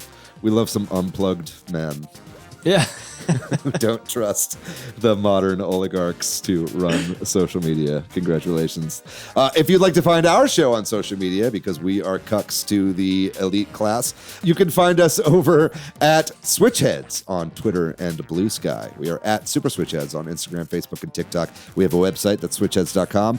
And then we have a Discord, as we've just said, a Patreon, if you'd like to chuck in a couple bucks, and a Facebook group. But more than anything, join us over on the Discord. It's such a wonderful community. We'd love to have you over there. If you've been listening to the show for a while and you haven't joined the Discord yet, no pressure, but you definitely should fucking join the Discord. It's a wonderful community, a bunch of really like-minded, non-toxic gamers. We'd love to have you. We play a lot of games together. We discuss the episodes as they come out and much, much more. But other than that, follow us over on Apple and Spotify. Leave a review over there if you can. Subscribe to us on YouTube. That's a big one. We've been getting so many new subscribers over the last 2 weeks. And so it's been really great to see all of you here. So thank you. If you're listening at this point in the episode and you haven't subscribed yet, please do so. But also just thanks for listening to a 2-hour, 45-minute episode about the goddamn Nintendo Direct. But I think with all that out of the way, you guys know the deal. Be safe out there. Be kind to yourself. Be kind to one another.